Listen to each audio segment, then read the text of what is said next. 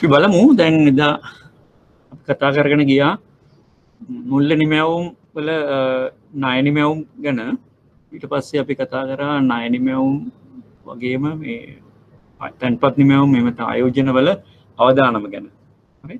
මූලිකවම අපි අවදානම කියලා සලකන්නේ උතනදී තැන්පත්කරුවන්ට හෝ ආයෝජකයන්ට තියෙන අවදානම. මොකද ඒගොල්ලෝ තමයි මම දිගටම කතා කරපු විදිහට ආර්ථිකයේ සම්පත් දායකයෝ වෙන්නේ.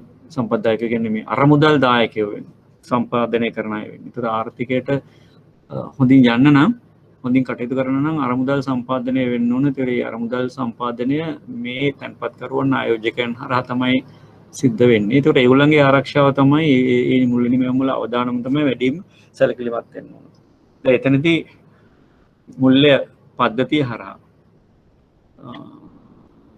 එහෙම නැත්නම් ඍජු අරමුදල් සැපයීම හරහා ඔය ෂෙයාර්ස් වල ඩිබෙන්චර්ස් වල එහෙම දාලා තියෙන ඒවායේදී ඒකෙදී ආයෝජකයාට තමයි වගකීම තින්නේ ඒකේ ආරක්ෂාව පිළිබඳව සැලකිලිමත් වෙන්න. මොකද ඒකෙදී එයාට ඍජු අයිතියක් ලැබෙනවා ඒ තමන්ගේ ආයෝජනය සම්බන්ධයෙන් තීරණ ගන්න. මගේ ආයෝජන සම්බන්ධයෙන් තීරණ ගන්න, වෙනස් කරන්න, අඩු කරන්න, වැඩි කරන්න ඕන එකක් කරන්න පුළුවන්. එයාට ඍජු අධීක්ෂණයක් තියෙනවා. එයා දන්නවා කොතනද ඒක තියෙන්නේ කියලා. නමුත් මුල්‍ය අතරමැදිකරුවන් හරහා ගියාම මුල් ඒක පූල් එකක් කරලා මුල්‍ය අතරමැදිකරු තමයි එයා කැමති ආයෝජන වල තමයි අර තැන්පතු ආයෝජනය කරන්නේ බැංකු වල තැන්පත් වීම. එතනදී අවදානමක් අමතර එකක් ගොඩ නැගෙනවා. ණය විදියට ලබා දුන්නොත් ණය අවදානම. ඒතර මේ ණය අවදානම පිළිබඳව බැංකුව සැලකිලිමත් වෙන්න ඕනේ. නැත්නම් මුල්‍ය ආයතනය සැලකිලිමත් වෙන්න ඕන. ඒ අවදානම කල්පනාකරණය කරන්න ඕනේ. ඒ අවදානම කල්පනාකරණය කිරීම ගනුදෙනුකරුවන් ආරක්ෂා කරගන්න වැදගත් වෙනවා. ඒතකොට ඒ අවදානම කල්පනාකරණය කිරීම සම්බන්ධයෙන් විවිධ නියාමනයන් තියෙනවා. බැංකුවේ ඇතුළේ තියෙනවා.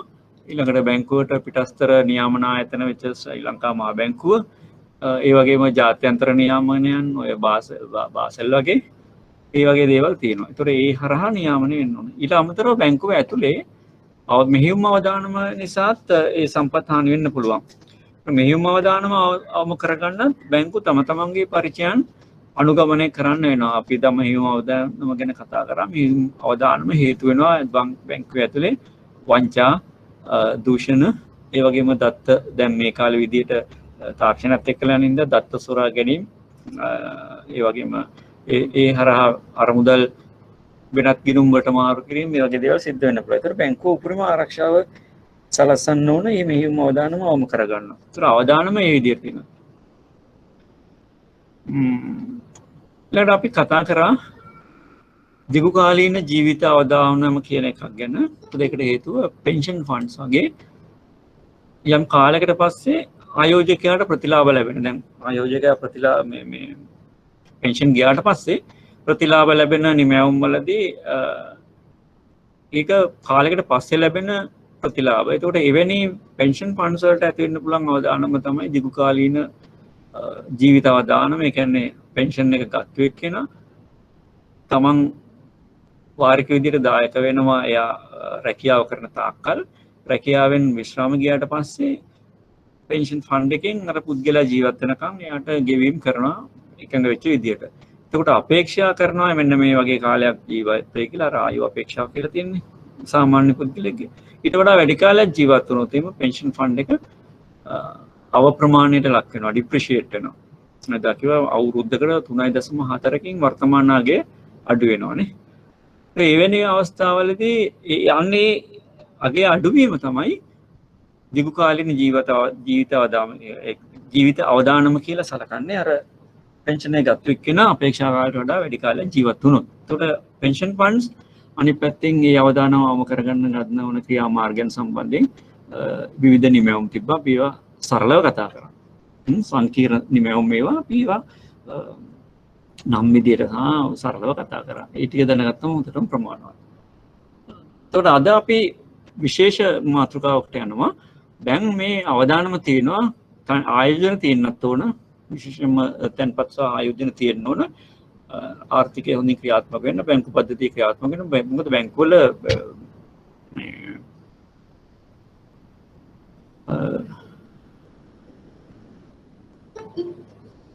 පද්ධති ක්‍රියාත්මක වෙන්න ඕන අවශ්‍ය ලිවින් බ්ලඩ් එක තමයි.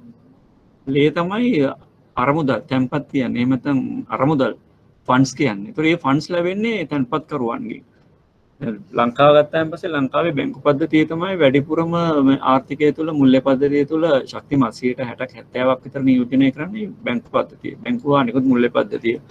ඒතර මුල්‍ය වෙළඳපොළ කියන ෆයිනෑන්ෂල් මාකට් එක, ෂෙයා මාකට් එක, ඩිබෙන්චර් මාකට් එක, ඒ වගේ ඒවා මේ ක්‍රියාකාරීත්වයට සාපේක්ෂව මුල්‍ය අතරමැදිකරණයේ ක්‍රියාකාරීත්වය ලංකාව වගේ රටවල ගොඩක් වැඩි.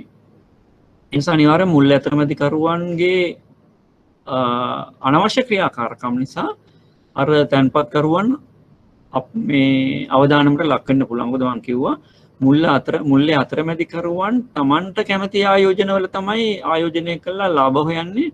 අර තැන්පත්කරුට කැමති ඒවා නෙමෙයි. හරි. ඒ තැන්පත්කරුට ඍජු මේ අයිතියක් නැහැ.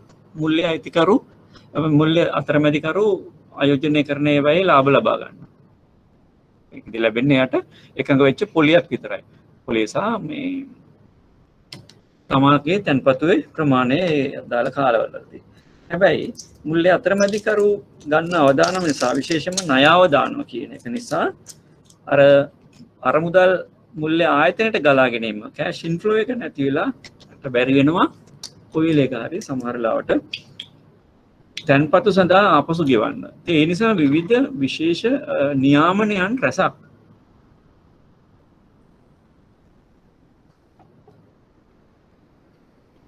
තැන්පත්කරුගේ ආරක්ෂාවට අරගෙන තියෙනවා. අපි කතා කරන්නේ අද ඒ ටික.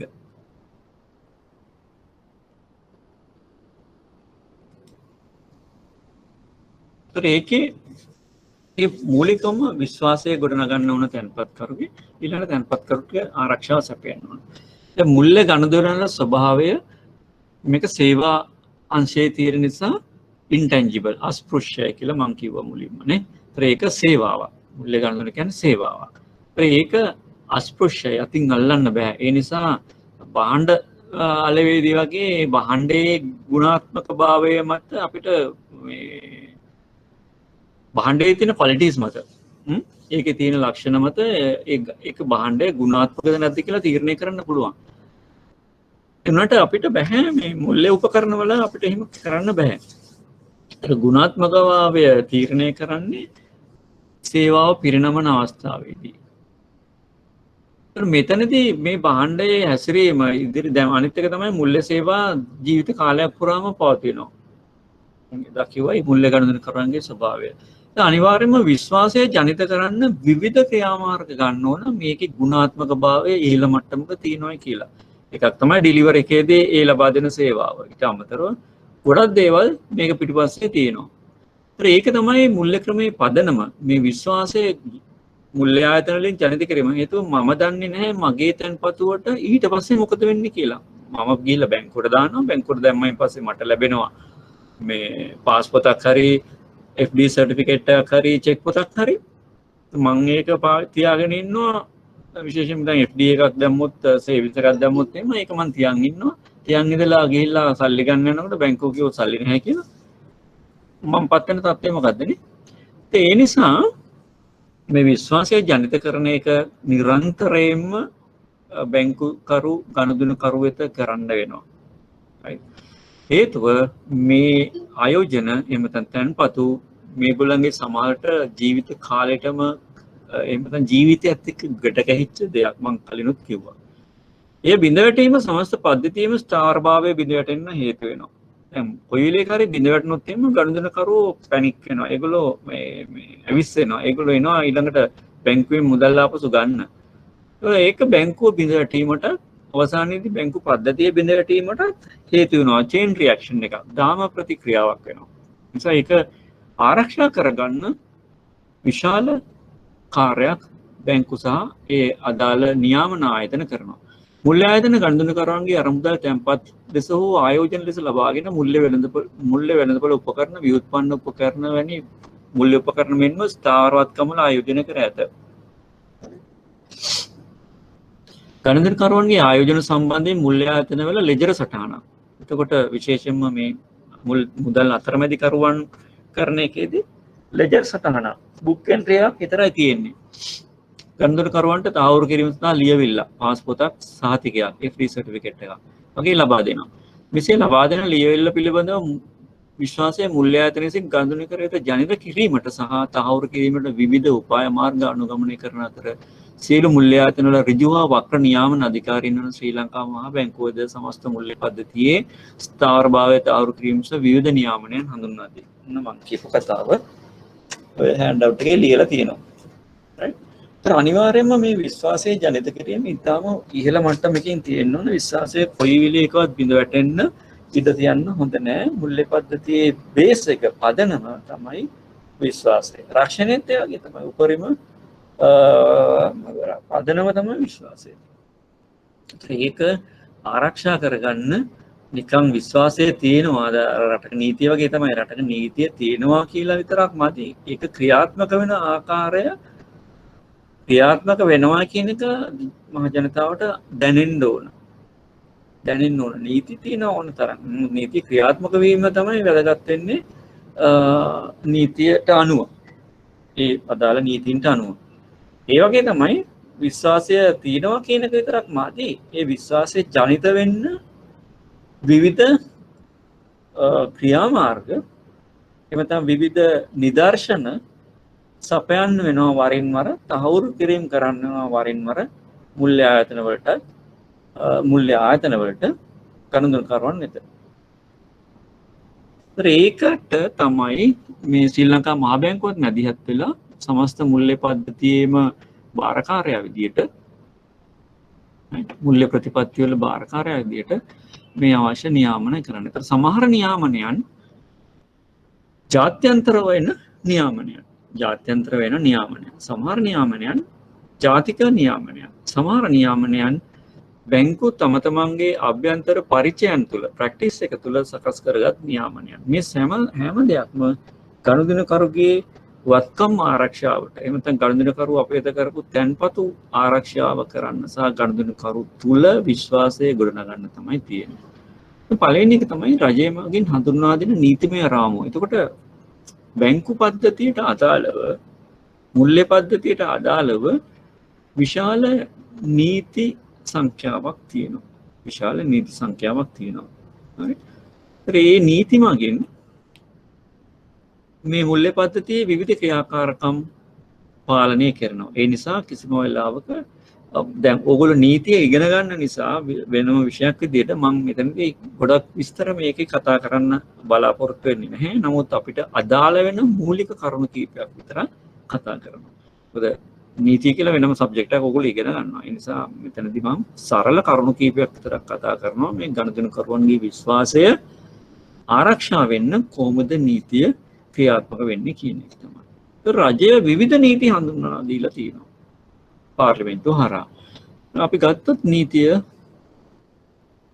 අය වගේම විවිධ නඩු තීන්දුව මගින් අපි මේ ටික මේවා කොටස් කීපයකට කඩා ගන්න පුළුවන්. ඒකට විවිධ නඩු තීන්දුව මගින් නීතිය තහවුරු වෙච්ච අවස්ථාවන් තියෙනවා. විශේෂයෙන්ම මේක චෙක්පත් ගනුදෙනු කළ හැකි උපකරණ සඳහා තමයි ගොඩක් බලංගු වෙන්නේ. මොකද ගනුදෙනුකරන කළ දැන් මේ තාක්ෂණය දියුණුවත් එක්කලා මේ බොහොම මෑතක මේ දේවල් සිද්ධ වෙන්න ඉස්සෙල්ලා චෙක්පත් මගින් තමයි වැඩිපුරම ගනුදෙනු සිද්ධ වුණේ මේ අතීතයේ. එතකොට මේ චෙක්පත් සහ ගනුදෙනුකරන උපකරණ වල ආරක්ෂාවටත් ඒ ගනුදෙනු වල ආරක්ෂාවටත් අදාළ ගනුදෙනුකරුවන් ආරක්ෂාවටත් විවිධ නීති ඒ වගේම නඩු තීන්දුව උදව් වෙලා තියෙනවා. ඒ වගේම ශ්‍රී ලංකා මහා බැංකුවේ මැදිහත් වීම ඒගොල්ලන්ගේ නියාමන රාමුව. මුල්‍ය ආයතන තම තමන්ගේ ආයතන ඇතුලේ හඳුන්වා දීලා තියෙන ප්‍රැක්ටිසස් ගනුදෙනුකරුවන්ට විශ්වාසය ජනිත වෙන්න. ඊළඟට මුල්‍ය ආයතන වල මෙහෙයුම් ක්‍රියාවලිය operational procedures ක්‍රියාත්මක වන ආකාරය. ඒ වගේ අපිට වෙන කොටස් කරලා හඳුනා ගන්න පුළුවන් මේ ගනුදෙනුකරු තුළ ජනිතව කරන විශ්වාසය කොහොමද, ඒ වගේම ගනුදෙනුකරුට ඇති කරන ආරක්ෂාව කොහොමද මේවා මගින් ඇති කරන්නේ කියලා. මම කිව්වා වගේම නීතිමය රාමුව පිළිබඳව සරල කරුණු කීපයක් විතරයි කතා කරන්න හේතුව නීතිය වෙනම ඉගෙන ගන්න නිසා. දැන් මූලික නීතියක් තමයි මේ ගනුදෙනු වල තියෙන ගැටලු සහගත තැන් disputes. ඇති වෙන තැන් වළක්වා ගන්න, ගැටලු ඇති වෙන තැන් වළක්වා ගන්න 1927 අංක 25 දරන විනිමය විල්පත් ආඥා පනත. 1927 කියවම ගොඩක් කල්නේ, දැන්ට අවුරුදු 100කට ආසන්න කාලයක් වෙනවා. 100කට අවුරුදු 6ක් විතර අඩුයි. 94ක් විතර පරණයි මේ නීතිය. මේකෙන් කරන්නේ negotiable instruments, එහෙම නැත්නම් ගනුදෙනු කළ හැකි උපකරණ. මම අර එදා කතා කරපු පොරොන්දු නෝට්ටු, චෙක්පත්, ඒව තමයි ගනුදෙනු කර හැකි උපකරණ. ඒකට ගනුදෙනු කළ හැකි උපකරණයක ප්‍රධාන ලක්ෂණය තමයි හුවමාරුවක් මගේ, එක්ස්චේන්ජ් එකක් මගේ, යම්කිසි වටිනාකමක් සඳහා ලබා දීම මගින්, පැවරීම මගින්, ට්‍රාන්ස්ෆර් එක මගින් පුළුවන් අපිට අයිතිය පවරන්න. මේවා ලියාපදිංචි වෙන්න ඕනේ නැහැ. දැන් ඉඩමක අයිතිය එහෙම පවරන්න බෑ. ඉඩමක අයිතිය ලියාපදිංචි වෙන්න ඕන. ඒ අදාළ පැවරුම් ලාභියාගේ නමින් ලියාපදිංචි වෙන්න ඕන. එහෙම වුණොත් තමයි අයිතිය යන්නේ. මේවා එහෙම අවශ්‍ය නැහැ. පුදු බාර දීමකින්, ඩෙලිවරි එකක් මගින් අපිට පුළුවන් අයිතිය පවරන්න. මුදල් නෝට්ටු, චෙක්පත්, පොරොන්දු නෝට්ටු එහෙම. ඒ නිසා තමයි ඒවා ගනුදෙනු කළ හැකි උපකරණ කියලා කියන්නේ.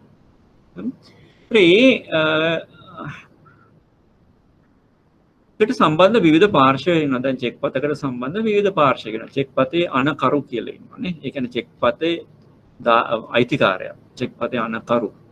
ඒ වගේම අන ලදු, බැංකුව කරන්නේ චෙක්පතක් අන කරන්නේ. ඒතකොට බැංකුව.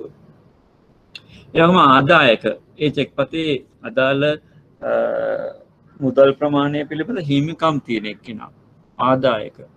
පිටසන්කරු, එන්ඩෝසර්. දැන් මේ චෙක්පත මේ අන්න මොනවාද, ඕඩර් චෙක් එකක් නම්, හරි, ඕඩර් චෙක් එකක් නම් ධාරකයෙක් නොවන යම් නමක් සම්බන්ධ කරලා තියෙනවා.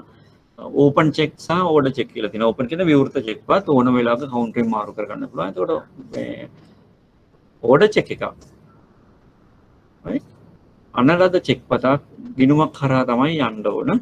ඒකෙදී මේක පිටසන් කරලා බාර දෙන්න පුළුවන් ගනුදෙනු. ඒකට පිටසන් කරලා තමයි බාර දෙන්න ඕන ඕඩර් චෙක් පතක්.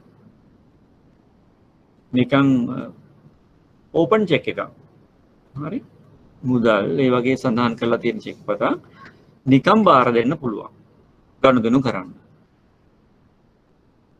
කගේරේ අනකට ලියලා තියෙනවා නම්, ඒකට අපි බැංකුව වැඩ කරන්න ඕනේ ලියලා තියෙන පුද්ගලයාගේ අනට අනුව.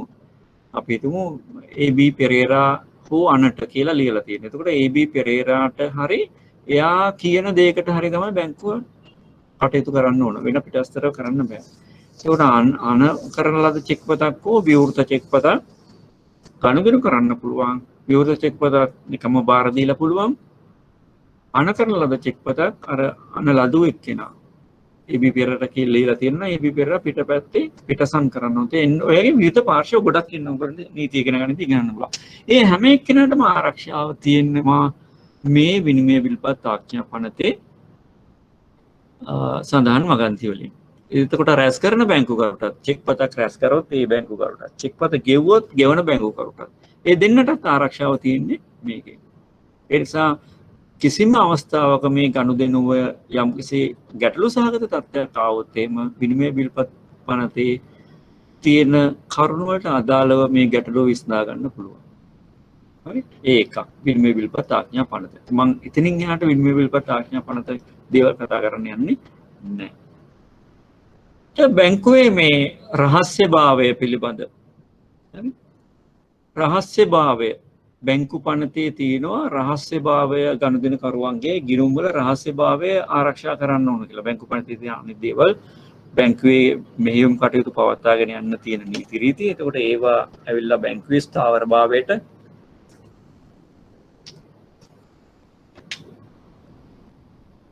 උදව් වෙන දේවල්, බැංකුවේ ස්ථාවරභාවයට උදව් වෙන දේවල්, ඒවා එක පැත්තකින් මේ බැංකුවේ ස්ථාවරභාවයට හේතු වන නිසාම ගනුදෙනුකරුවන්ට බැංකුව පිළිබඳ විශ්වාසයක් ගොඩනගා ගන්න පුළුවන්. මොකද මේ බැංකු පනතේ තියෙන වගන්ති වලින් බැංකුව ආරක්ෂා වෙන හින්දා ඒවා අනුව ක්‍රියාත්මක කරනවා. මේක විශේෂයෙන්ම ගනුදෙනුකරුවන්ට තියෙන ඍජු ආරක්ෂාව. අංක 77 කියන වගන්තිය. කවුරු හරි දන්නවනම් කියන්න බැංකු පනතේ අංක 77 වගන්තිය අනුව රහස්‍යභාවය කොහොමද ආරක්ෂා කරන්නේ? බැංකුකරුට බෑ කිසිම අවස්ථාවක ගනුදෙනුකරුගේ ගිණුම්වල විස්තර ගනුදෙනුකරු නොවන වෙනත් පාර්ශවයකට ලබා දෙන එක තමයි 77 තියෙන ආරක්ෂාව. විශේෂ තත්ත්වයන් 3ක් හැර මොනවාද විශේෂ තත්ත්වයන්? බැංකුකරුට ගනුදෙනුකරුගේ ගිණුමේ තියෙන විස්තර ගිණුම්වල විස්තර තුන්වෙනි පාර්ශවයකට ලබා දෙන්න බෑ. ඒක නීති විරෝධී. එතකොට එවැනි ගිණුම් වල විස්තර ලබා දීමෙන් බැංකුව වළක්වලා තියෙනවා මේ බැංකු පනතේ 77 වෙනි වගන්තිය. හැබැයි ඒකෙම සඳහන් කරලා තියෙනවා අවස්ථා 3කදී බැංකුකරුට අයිතිය තියෙනවා තුන්වෙනි පාර්ශවයකට ඒ අදාළ විස්තර ලබා දෙන්න. මේක මේ දේවල් ටික සරලව දැනගන්න මේ නීතියේදී ඔයගලන්ට තවදුරටත් හොඳින් ඉගෙන ගන්න පුළුවන්. ඒ මොනවද ඒ සරල ඒ අවස්ථා 3 මොකක්ද? ඔය බැංක කෙනෙක් කියන්න බලන්න.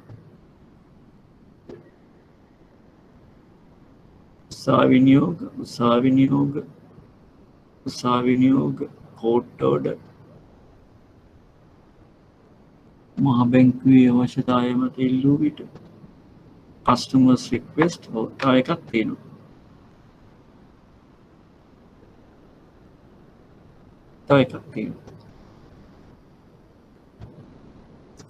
කස්ටමර් රික්වෙස්ට් අපිට සරලව ගන්න පුළුවන් මෙන්න මේම අවස්ථා 3 එක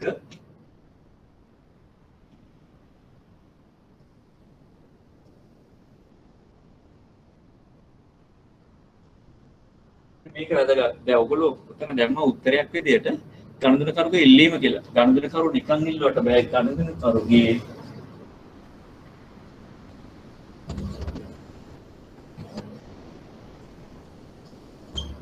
එයා in writing දෙන්න ඕන. හරිද? එයා in writing දෙන්න ඕන තමන්ගේ රික්වෙස්ට් එක. කිසිම වෙලාවක ලිඛිත නියෝගයක් නැතුව දීලා ඊට පස්සේ බැංකුව තමයි අමාරුවේ වැටෙන්නේ. ඔප්පු කරගන්න බැංකුවට විදියක් නැහැ. එක පළවෙනි අවස්ථාව. දෙක අර කිව්වා වගේ අධිකරණ නියෝග මත. අධිකරණ නියෝග මත ඇත්තටම එන්නේ සාක්ෂි ආඥා පනත.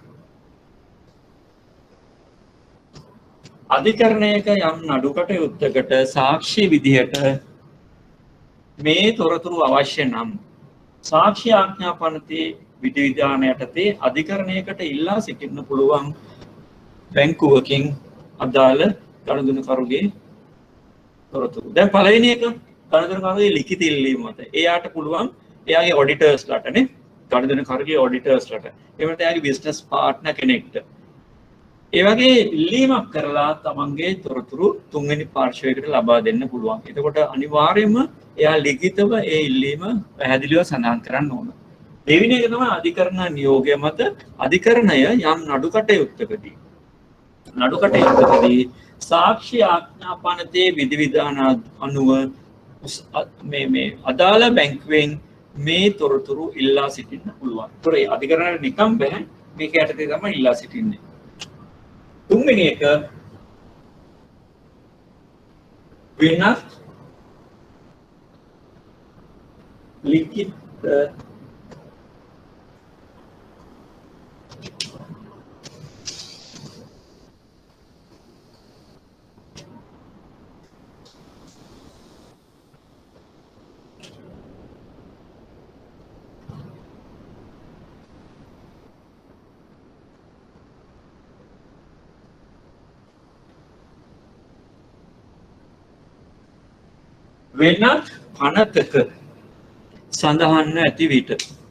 වෙනත් පනතක සඳහන් ඇති විට එතකොට ඕන තරම් අනපනත් පනවනවා මේ පාර්ලිමේන්තුවේ ඒ පනතක සඳහන් වෙලා තියෙනවා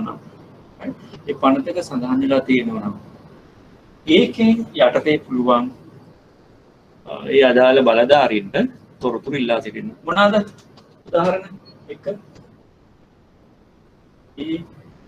අවුරට කියන්න වෙනත් පනතක සඳහන් ඇති බලතල අනුව ගණදුරුකරුගේ තොරතුරු ඉල්ලන අවස්ථාවක් කියන්නේ.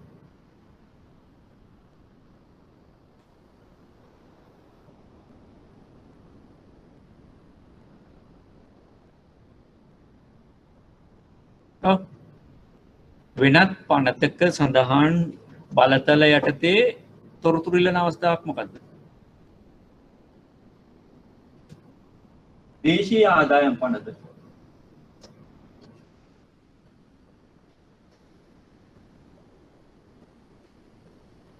දේශීය ආදායම් පනත යටතේ රජය වෙත ගෙවිය යුතු යම් බදු මුදලක් පැහැර හැරිලා තියෙන අවස්ථාවක ගනුදෙනුකරුවෙක් පුරවැසියෙක් හරි දේශීය ආදායම් කොමසාරිස් ජනරාල්ට බලය දීලා තියෙනවා ඒ රජයට අයවිය යුතු මුදල ලබා ගැනීම සඳහා මේ අදාළ පුද්ගලයාගේ ගිණුම් වලින් ඒවා කැඳවන්න දේශීය ආදායම් පනත යටතේ. එතකොට දේශීය ආදායම් පනතෙන් නියෝගයක් එනවා අදාළ බැංකුවලට මේ ගිණුමේ මේ ප්‍රමාණය දක්වා මුදලක් මේ දේශීය ආදායම් කොමසාරිස්ට එවන්න කියලා. එතකොට නිශ්චිත ප්‍රමාණයක් සඳහන් වෙන්න ඕන පැහැදිලිවම. හරි? නිශ්චිත ප්‍රමාණයක් සඳහන් වෙනවා. මොකද බදු මුදල කියන්නේ නිශ්චිත ගාණක්. මෙතෙක් ගෙවල්ලේ ගෙවීම පැහැර හරපු නිශ්චිත ගාණක්. එතකොට එහෙනම් ආදායම් බදු නියෝගයක අනිවාර්යයෙන්ම ගිණුමේ තොරතුරු ගනුදෙනුකරුගේ තොරතුරු පැහැදිලි වෙන්න ඕන. ඊළඟට නිශ්චිත මුදලක් සඳහන් වෙන්න ඕන. නිශ්චිත මුදලක් සඳහන් කරන්නේ නැතුව ආදායම් බදු නියෝගයක් ලැබුණොත් බැංකුවට අයිතිය තියෙනවා ඒක නැවත හරවා යවන්න. බැංකුවට අයිතිය තියෙනවා හරවා යවන්න. බැංකුව දන්නේ බැංකුව මූලිකවම ආරක්ෂා කරන්න ඕන කාවද? ආදායම් බදු දෙපාර්තමේන්තුවද? නෑ. තමන්ගේ ගනුදෙනුකරුවා. හරි? බැංකුව මූලිකවම ආරක්ෂා කරන්න ඕන තමන්ගේ ගනුදෙනුකරුව.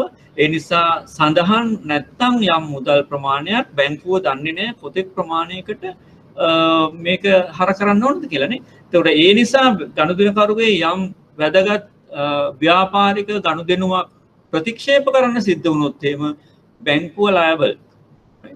බැංකුව ලයබල්. අපිට ලක්ෂයක් තමයි ආදායම් බදු දෙපාර්තමේන්තුවට ආය කර ගන්න ඕන. ඒක සඳහන් කරන්න නැතුව එවලා ඒක සඳහන් කරන්න නැතුව එවලා ලක්ෂ දෙකක මුදලක් තියෙනවා ගිණුමේ. එතකොට තව වෙනත් ගිණුමකට එයාගේ වැදගත් ගනුදෙනුවක් සඳහා 50000ක චෙක් පතක් නිකුත් කරන්න ඒ චෙක් පත ගෙවන්න නැතුව බැංකුව රිටර්න් කරනවා මේ ආදායම් බදු නියෝගය නිශ්චිත මුදලක් සඳහන් කරපු නැති නිසා. හරිද? එතකොට බැංකුකරු වරදකරු වෙනවා ගනුදෙනුකරුට එයාගේ වැදගත් ගනුදෙනුවක් මුදල් තියෙද්දි ප්‍රතික්ෂේප කිරීම. ඒ නිසා අනිවාර්යයෙන්ම බැංකුකරුට සිද්ධ වෙනවා නිශ්චිත මුදලක් සඳහන් කරපු නැති ආදායම් බදු නියෝග ආපසු හරවා යවන්න. ඒක අනිවාර්යයෙන්ම දේශීය ආදාය ඒ අමතර කාරණා මම කිව්වේ දේශීය ආදායම් පනත යටතේ පුළුවන් කැඳවන්න. තව එකක් කියන්නේ ඔයගොල්ලෝ දන්නවා වගේ. ඔයගොල්ලෝ වගේ දන්න තව එකක් කියන්නේ මේ ඇත්තරම රජයට අයවිය යුතු බදු මුදල් මොන හරි තියෙනවා නම් ඒවා අය කරගන්න පුළුවන්. මොකද රජය කියන්නේ මහ ජනතාවගේ සුරාබදු. හරි. රජය කියන්නේ මහ ජනතාව පත් කරගත්ත ඒවා. ඒතකොට සමස්ත සමාජයටම මේ හානිය සිද්ධ වෙන්නේ. අර කිව්වා වගේ සුරාබදු ආඥා පනත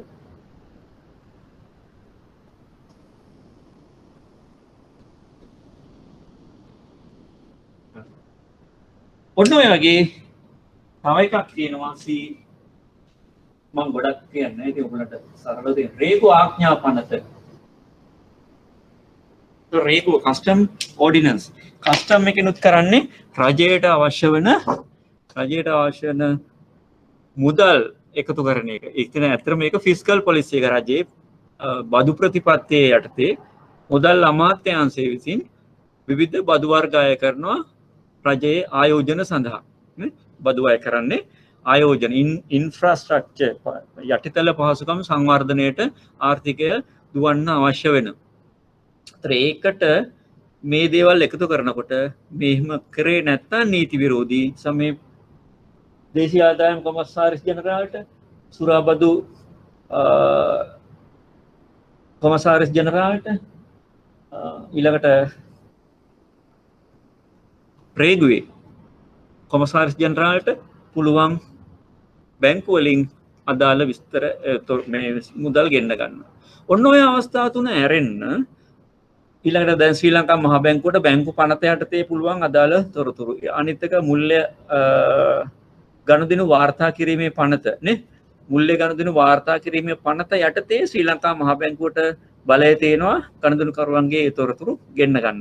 ඒක අනිවාර්යයෙන්ම නීතියක සඳහන් වෙන්න ඕන ඒ ආයතන විසින් තොරතුරු ගෙන්න ගන්න ඕන. ශ්‍රී ලංකා මහ බැංකුවට නිකම් බෑ. ඒ අදාළ නීති වලින් අවශ්‍ය බලතල දීලා තියෙනවා. නැත්තම් ගනුදෙනුකරුගේ ආරක්ෂාවට මූලිකම වග කියන්න ඕන අදාළ බැංකුව.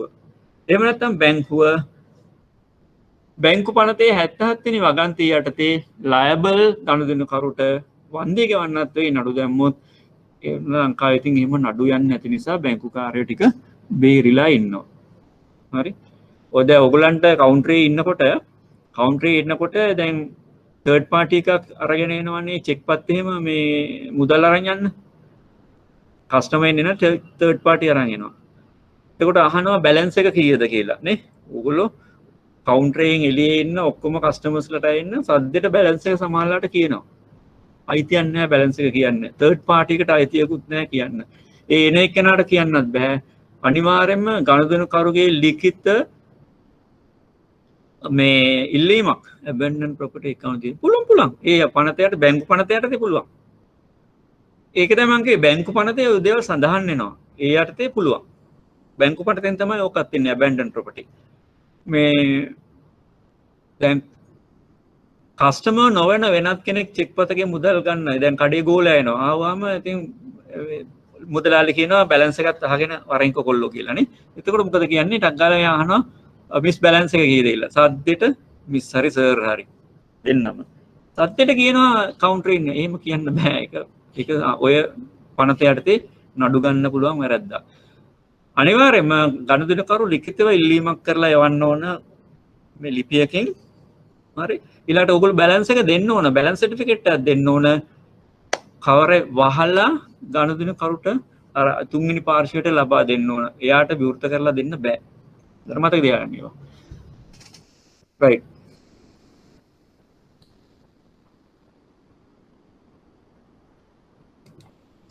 ඊළඟ එක ගෙවීම් පියවීම් පනත payment and settlement act එකෙන් ගොඩක් ඔය චෙක් පත් ගෙවීම් ඒවා මේවා සියල්ල දැන් ඉලෙක්ට්‍රොනික payment system එකට බාට පත් වෙලා තියෙනවා. ඒතකොට මේ යටතේ මොකද්ද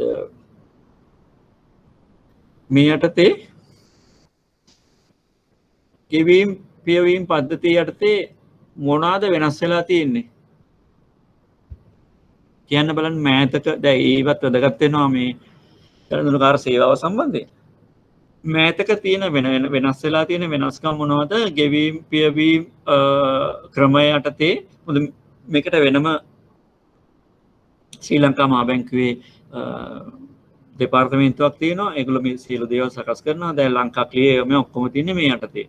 එතකොට ගෙවීම් පියවීම් වල තියෙන වෙනස් වෙලා තියෙන වෙනස්කම් මොනවද මේ මෑත කාලීන තාක්ෂණයත් එක්කලා කියන්න බලන්න. දැන් ඉස්සර නම් චෙක් පත් කොලේ බැංකුවට ගිහලා තැන්පත් කරාම ඒ ටික ඔක්කොම එකට එකතු කරලා හන්දෑ 3 විතර වෙනකොට කූරියර් සර්විස් එකට බාර දෙනවා චෙක් පත් ටික. ඒතකොට කූරියා මේ ටික අරගෙන යනවා කොළඹට. හරි ඒගොල්ලන්ගේ රීජනල් සෙන්ටර් එකට හරි. එතනින් එකතු කරලා ගිහලා පවුදා බැංකුවට යනවා. එතකොට චෙක් පතක් නිෂ්කාශනය වෙන්න අඩුම ගානේ දවස් 3ක්වත් යනවා. සමහර ඒවා ඒ අඩුම දවස් 3යි උපරිම දවස් 7 ඊට වඩා වැඩිවත් යනවා. දැන් මොකද්ද වෙලා තියෙන්නේ? තාක්ෂණයත් එක්කලා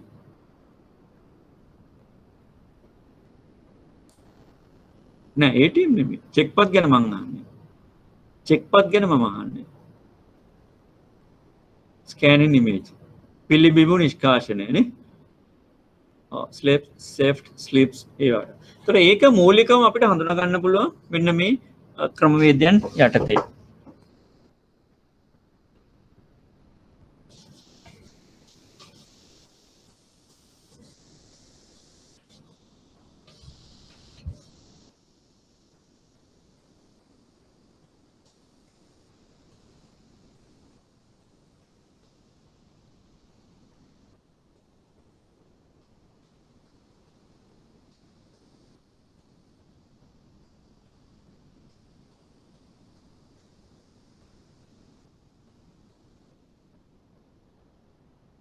මූලිකවම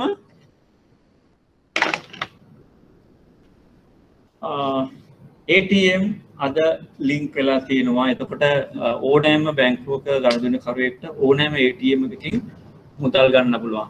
ඒ අතර ඇති වුණොත් යම්කිසි ඩිස්පියුට් එකක් ඒක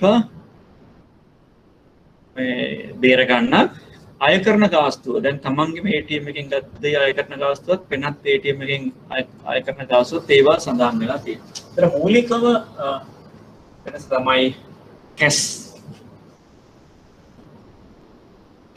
common ATM switch පොදු ATM switch එක. ඒතර ලංකා ක්ලියර් කියන ආයතනය ලංකා පේ කියන බ්‍රෑන්ඩ් නේම් එකෙන් කරන්නේ මෙන්න මේ සියලුම ATM ටික එකට එකතු කරලා ATM අතර මුදල්මය ATM කාඩ් එක පාවිච්චි කරලා මුදල්මය විදියට කරන ගනුදෙනු ඒකාබද්ධ කරලා තියෙනවා cash. right? common ATM switch. ඒතර ඒකෙන්දී ඇති වෙන ගැටලු විසඳා ගන්න ඔය ගෙවීම් පෙවීම් පනතේ අදාළ තියෙනවා. ඒකට ඔයගොල්ලෝ කියපු පිළිබිඹු නිෂ්කාශනය. ඒකට මොකක්ද කියන වචනේ?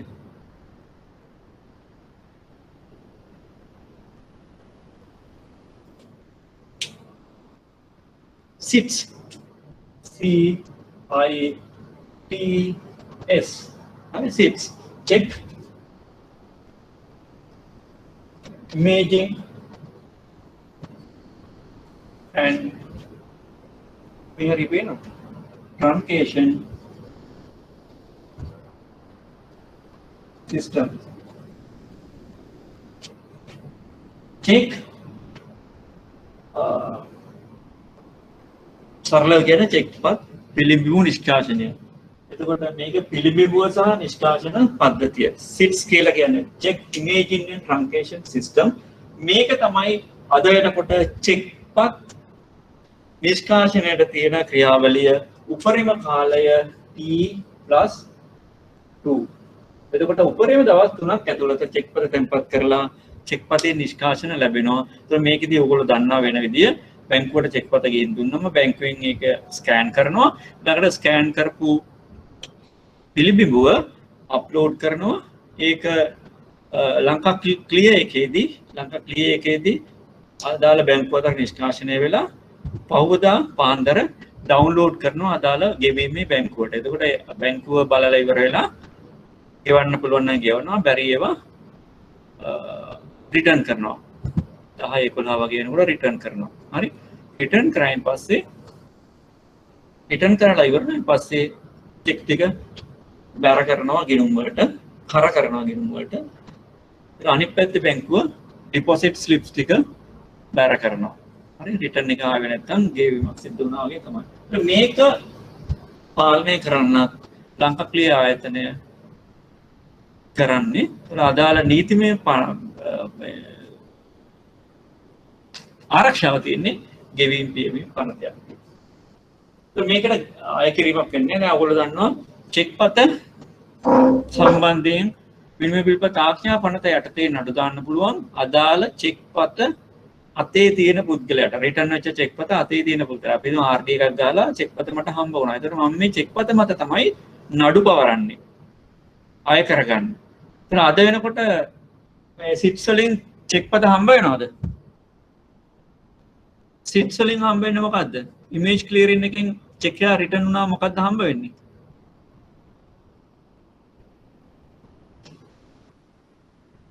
CRN චෙක් රිටර්න් නෝටිස් එක.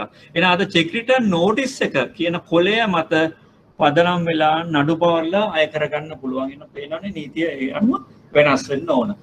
SITS. දැන් ඊළඟ එක තමයි අර තව කවුරුහරි කියපු තුන ස්ලිප්ස්. ශ්‍රී ලංකා ඉන්ටර්බැංක් පේමන්ට් සිස්ටම්. ශ්‍රී ලංකා ඉන්ටර්බැංක් පේමන්ට් සිස්ටම්. අන්තර්බැංකු ගෙවීම් පද්ධතිය මේක ටිකක් පරණ එකක්. හරි. මේක ටිකක් පරණ එකක්.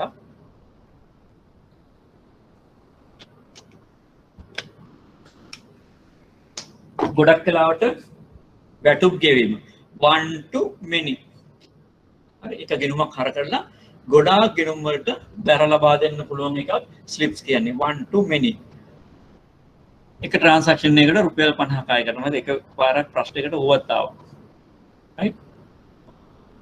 මේක ඉන්ටර් බැංක්. බැංකු අතර ට්‍රාන්සැක්ෂන්ස් කරන්න පුළුවන්. එක බැංකුවකින් වෙනත් බැංකුවකට අරමුදල් හුවමාරු කිරීමක් කරන්න පුළුවන් ස්ලිප්ස්. අතර SWIFT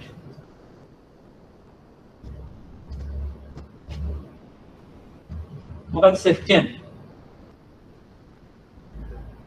Common Electronic Fund Transfer System.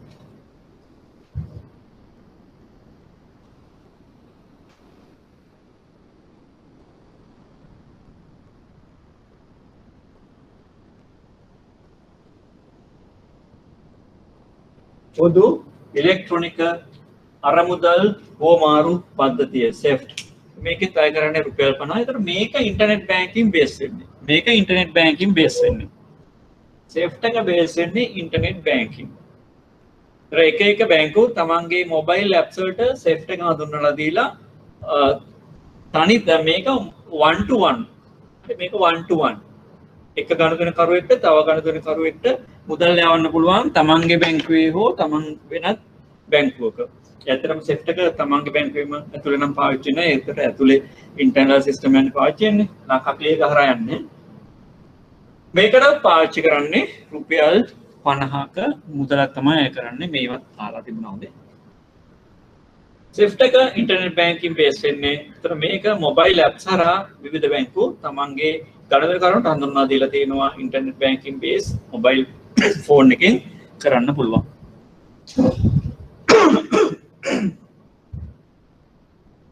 අනිත් එක RTGS.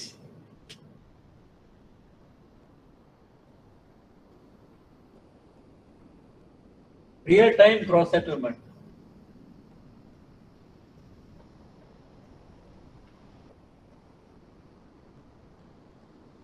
SWIFT එකෙන් පුළුවන් 5 මිලියන් දක්වා ගනුදෙනු කරන්න. ඊට වඩා වැඩි වෙන ගනුදෙනු RTGS හරහා යන්න ඕන. high volume transactions RTGS. එතකොට මේකට දැනට බැංකුව වල රුපියල් 1000ක වගේ කාස්තුවක් අය කරනවා. හරි. මොකද මේක ශ්‍රී ලංකා මහා බැංකුවෙන් ක්‍රියාත්මක වෙන නිසා ශ්‍රී ලංකා මහා බැංකුවට ගෙවීමක් කරන්න ඕන.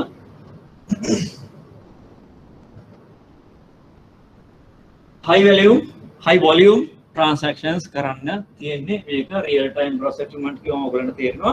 ඒ වෙලේම අදාළ වෙනත් බැංකුවක ගිණුමකට අරමුදල් හුවමාරු කරන්න පුළුවන්. රුපියල් 1000ක වගේ මුදලක් අය කරනවා.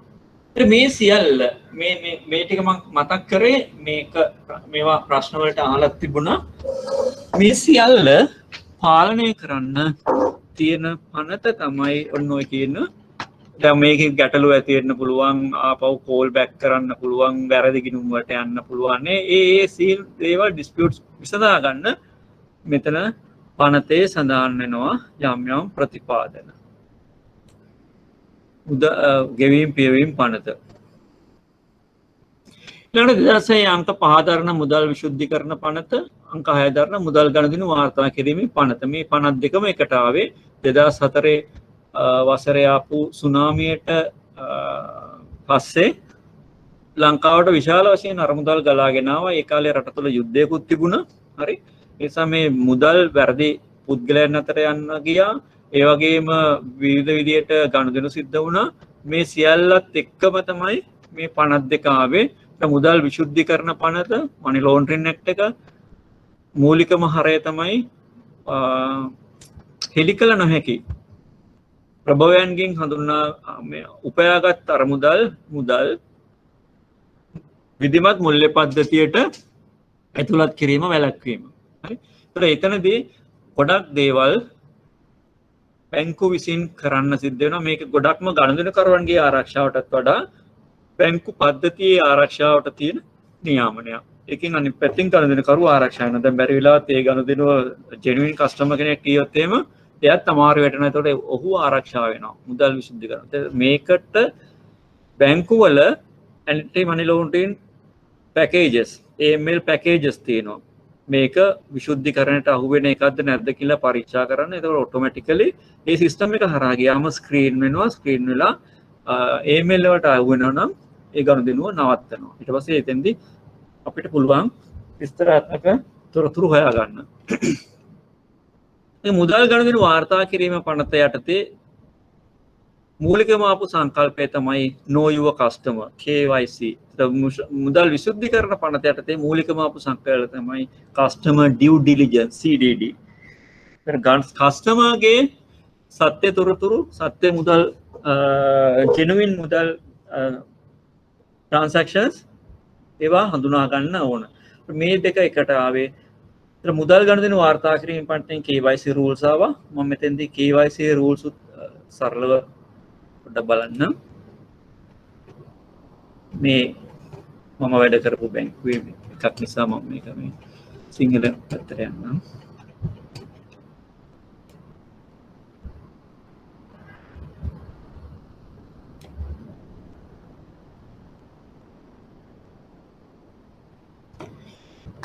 මේ තියෙන්නේ KYC යටතේ ආපු ගයිඩ්ලයින්ස්.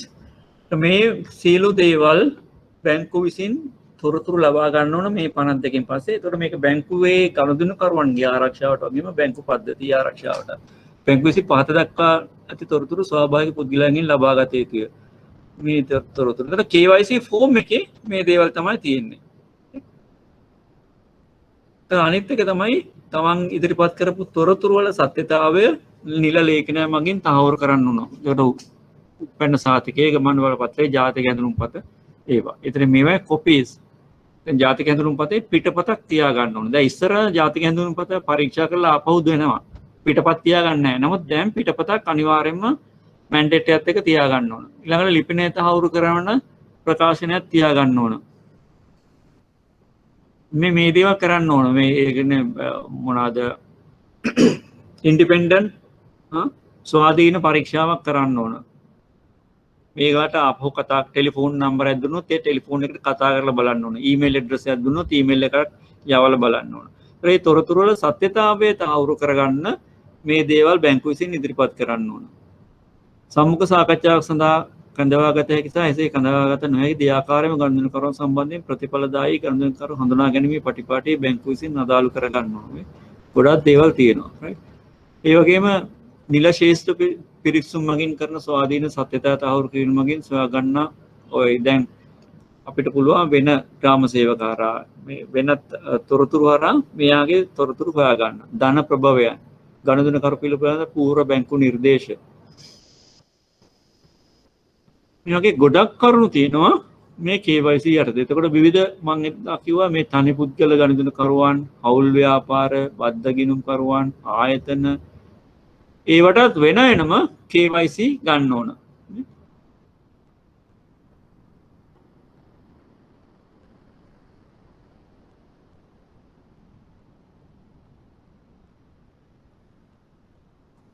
විශ්‍රාම වැටුප් ප්‍රතිලාභ ලබන වැඩසටහන් සමිති සමුපකාර පුණ්‍ය ආයතන බහාර නාමිකයන් විශ්වාසන්ත ගිණුම් වෘත්තීමය අතරමැදියන් නීතිඥවරයෙක් නොතාරිස්වරයෙකෝ ස්වාධීන නීති වෘත්තිකයෙක්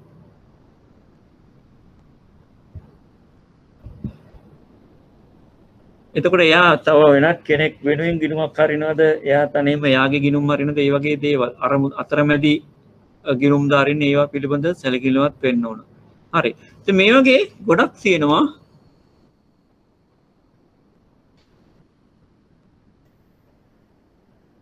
ගනුදෙනුකරුවන්ගේ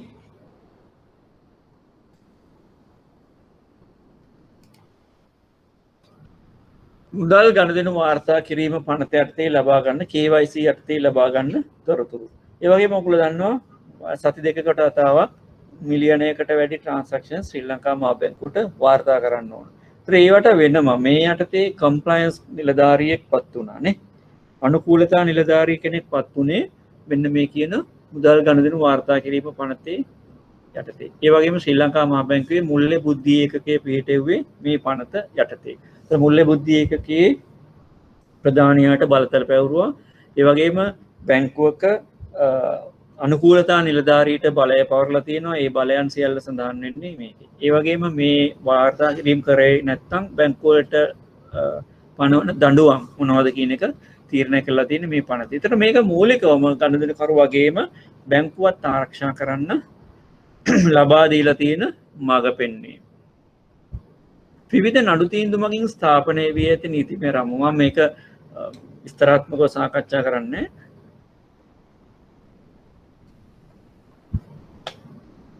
මේක විශේෂයෙන්ම අදාළ වෙන්නේ චෙක්පත් සම්බන්ධයෙන්.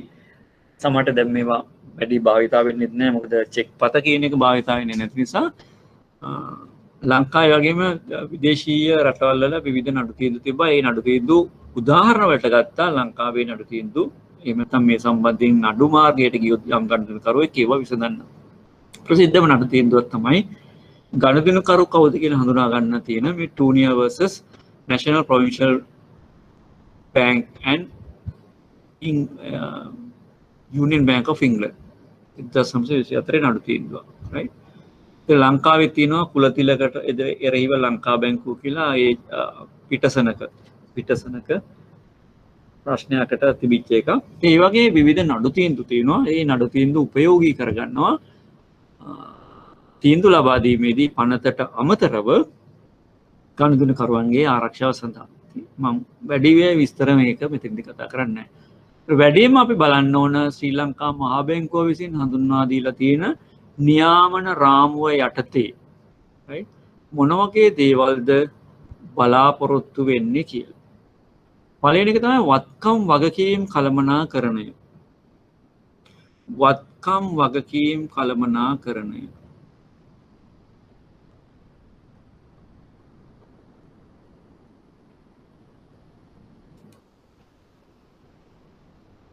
මොකද්ද වත්කම් වගකීම් කළමනාකරණය කියලා අදහස් කරන්නේ ශ්‍රී ලංකා මහා බැංකුවේ? ඒ බැංකුවේ තියෙනවා වත්කම් වගකීම් තියෙනවා. බැංකුවේ තියෙන වත්කම් මොනවද? බැංකුවේ තියෙන වත්කම් මොනවද?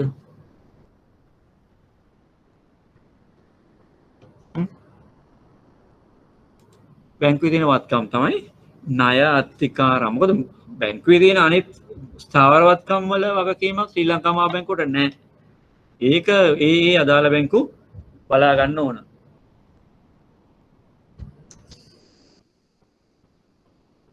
ශ්‍රී ලංකා මහා බැංකුව මැදිහත් වෙන්නේ මේ බැංකුව තුල තියෙන ගනුදෙනුකරුවන් සතු වත්කම් සහ වගකීම් සම්බන්ධයෙන් පමණයි. හරි? ඉතින් අනිත් සම්පත් නීති විරෝධී දේවල් වලට භාවිත වෙන්න නම් මේක පරීක්ෂා කරනවා. ඒ ඇරෙන්න වගකීම් තියෙන්නේ ගොඩක් වෙලාවට මේ ගනුදෙනුකරුවන් සතු වත්කම් සහ වගකීම්. මොකක්ද බැංකුව තුල තියෙන ගනුදෙනුකරුවන් සතු වත්කම්? එහෙම නැත්නම් බැංකුව තුල තියෙන ගනුදෙනුකරුවන් සතු වගකීම් මොනවද?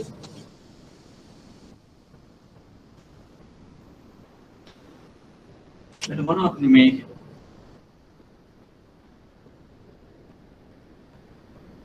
deposits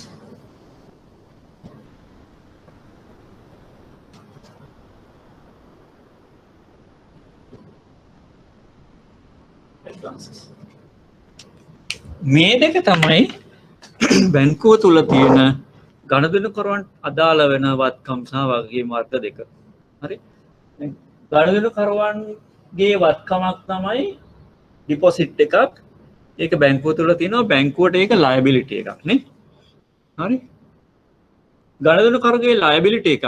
වගකීමක් තමයි ණය සහ අත්තිකාරම්. ඒක බැංකුවට වත්කමක්. ඒතකොට බැංකුව මේ ණය සහ අත්තිකාරම් නිර්මාණය කරන්නේ ගනුදෙනුකරුවන්ගේ ඩිපොසිට් මත.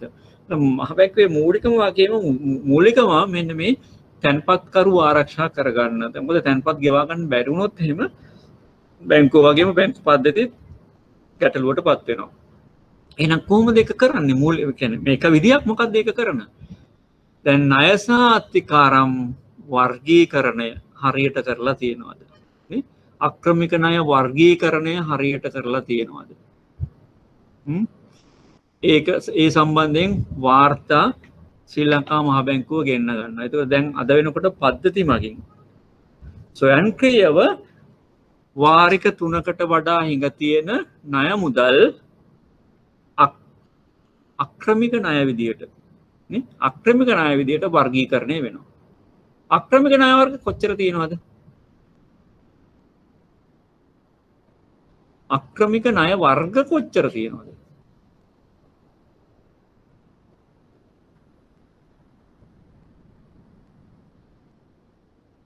ඔව් අක්‍රමික ණය වර්ග කොච්චර තියෙනවද? දැන් මේ බැංකුව ඇතුලේ බැංකුවට අවදානමක් ඇති වෙන්න පුළුවන් ක්‍රෙඩිට් අවදානම ණය අවදානම ඇති වෙන්න පුළුවන් මූලිකවම වත්කම තමයි ණය සහ අත්තිකාරම්. ඒතර බැංකුවට ණය අවදානමක් ඇති වුණොත් මේ ණය අවදානම බලපානවා මේ පැත්තේ ඉන්න තැන්පත්කරුට උන්ගේ තැන්පතු ගෙවා ගන්න බැරි වෙන නිසා. ඒ නිසා අනිවාර්යයෙන්ම මේ ණය සහ අත්තිකාරම් කියන වත්කම බැංකුව සතු වත්කම ඒ අදාළ නිර්දේශ අනුව නිර්ණායක අනුව කළමනාකරණය කරන්න ඕන. අන්න ඒක තමයි බලන්නේ මේ බැංකුව තුල මේ වත්කම් වගකීම් හරියට කළමනාකරනවද කරනවද කියලා. එතකොට අක්‍රමික ණය වර්ග කොච්චර තියෙනවද බැංකුවේ? කීයක් තියෙනවද? මූලිකම කැටගරිස් වලට බෙදුවොත් එහෙම.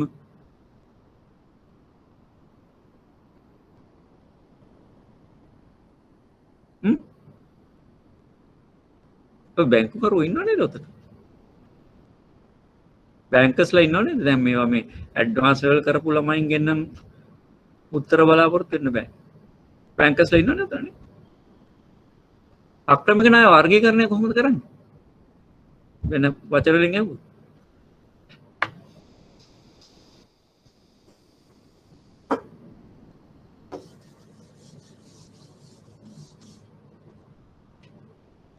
මට මතක විදිහට විශේෂයෙන් සඳහන් ස්පෙෂල් මෙන්ෂන් කියලා තමයි මේකට කියන්නේ.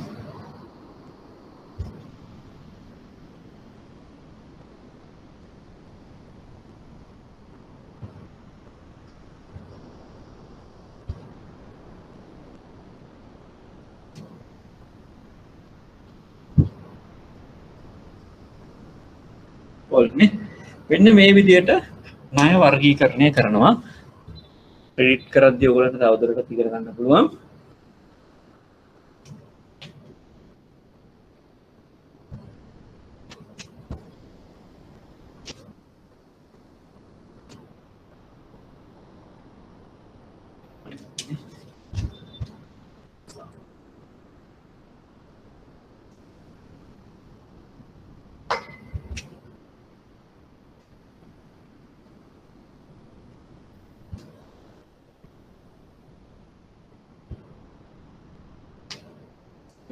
ණයවාරික 3කට වඩා හිඟ තියෙනවා නම් greater than 3 විශේෂිත සඳහන් specially mention නැත්නම් අක්‍රමික කියලා non performing කියලා මාරු වෙනවා. ඒ ප්‍රමාණය 6ට වැඩි නම් හරි 3ත් 6ත් අතර නම් 6ට වැඩි නෙවෙයි 3ත් 6ත් අතර නම් ඒක අවප්‍රමාණ 6ත් 12ත් අතර නම් අඩමාන සහ 18ට වැඩි නම් බොල් කියලා සඳහන් වෙනවා.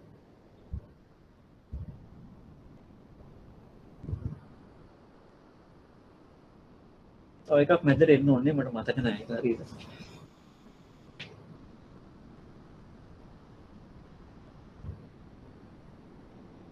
හරි. මොකද 12යි 18යි අතර එකක් එන්න ඕන පොඩ්ඩක් ඒක බලලා කියන්න මට හරියට මතක නැහැ. කොහොමද මේ විදියට වර්ගීකරණය සිද්ධ වෙනවා ණයවල බැංකුව ඇතුලේ.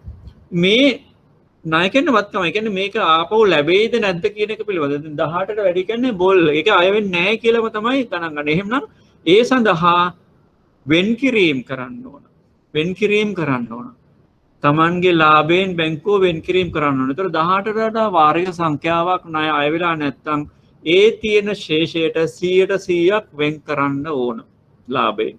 දැන් යම්කිසි වත්කමක් තියෙනවා නම් ඇපේට තියලා ඉඩම ගොඩ නැගිල්ලා ඒ වත්කමේ වටිනාකම අඩු කරලා ඉතුරු ප්‍රමාණය වෙන් කරන්න ඕනේ. ඒතර ඒ වත්කම කියන්නේ ගනුදෙනුකරුට අයිති එකක් නේ.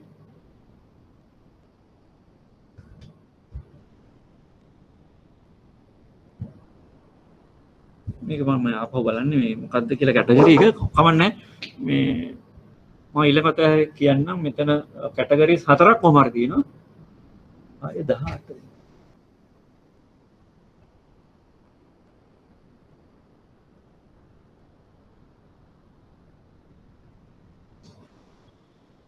तर මේ ප්‍රමාණයට දැන් උදාහරණයක් බෝල් විදිහට ගත්තොත් මම ඉස්සෙල්ලා කිව්වා වගේ 18ට වැඩිනම් 100%ක් වෙන් කරන්න ඕනේ. ඒතර යම්කිසි වත්කමක් තියලා තියෙනවා නම් ඇපේට ඒකේ වටිනාකම අඩු කරන්න. ඒතර මෙන්න මේවා ශ්‍රී ලංකා මහා බැංකුව ඉතා සමීපව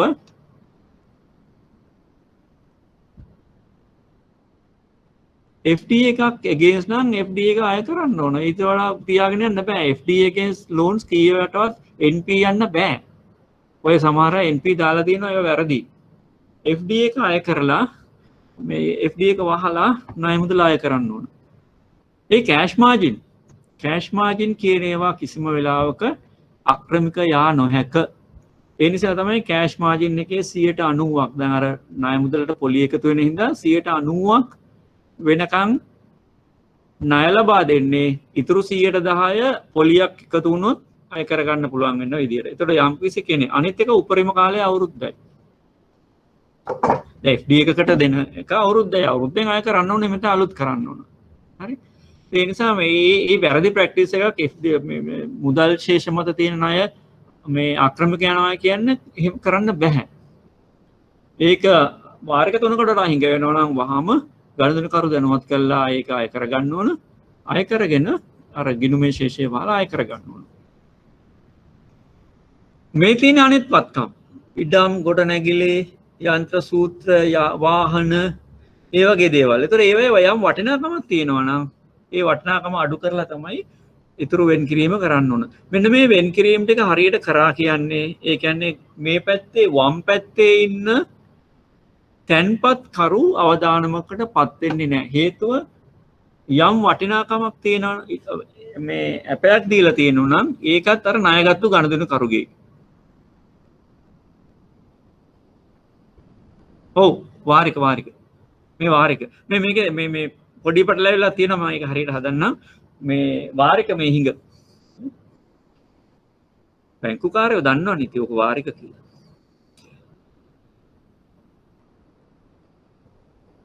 ඉතින් වම් පැත්තේ ඉන්න තැන්පත් කරුව අවදානමකට ලක් වෙන්නේ නැහැ. හේතුව බැංකුවේ ලාභෙන් බැංකුව හොයාගන්න එකෙන් වෙන් කිරීම කරලා මේ ණය අය වුණේ නැත්නම් ඒක ආවරණය කරගන්නවා. right? ඒ කෑෂ් ඉන්ෆ්ලෝ එක ආවරණය කරගන්නවා. මේ වත්කම් වගකීම් කළමනාකරණය තමයි ශ්‍රී ලංකා මහා බැංකුව විසින් සමීපව අධීක්ෂණය කරන්නේ. මට මතක විදියට මාසික වාර්තා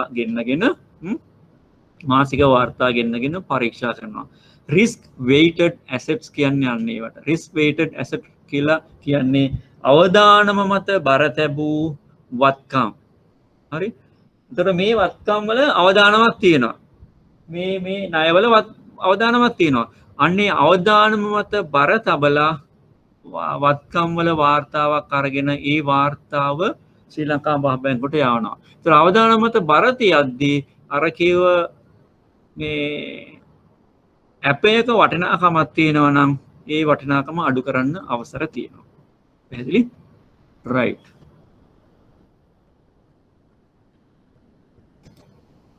ඊළඟ මෙහෙයුම් කටයුතු.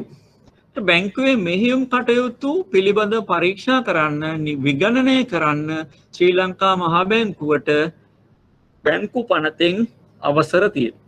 අපි ඒක බලමු මෙන්න මේ යටතේ. ඉතින් ශ්‍රී ලංකා මහා බැංකුව විසින් සිදු කරන නියාමනය හා සුපරීක්ෂණ. ඉතින් මේ යටතේ පුළුවන් ශ්‍රී ලංකා මහා බැංකුවට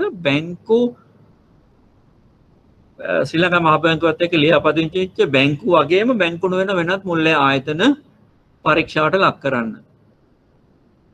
මුල්‍ය පද්ධතිය මෙහෙයවීමේ මූලික නීති. මෙන්න මේ මූලික නීති අනුව කටයුතු වෙනවද කියන එක බලන්න පුළුවන්.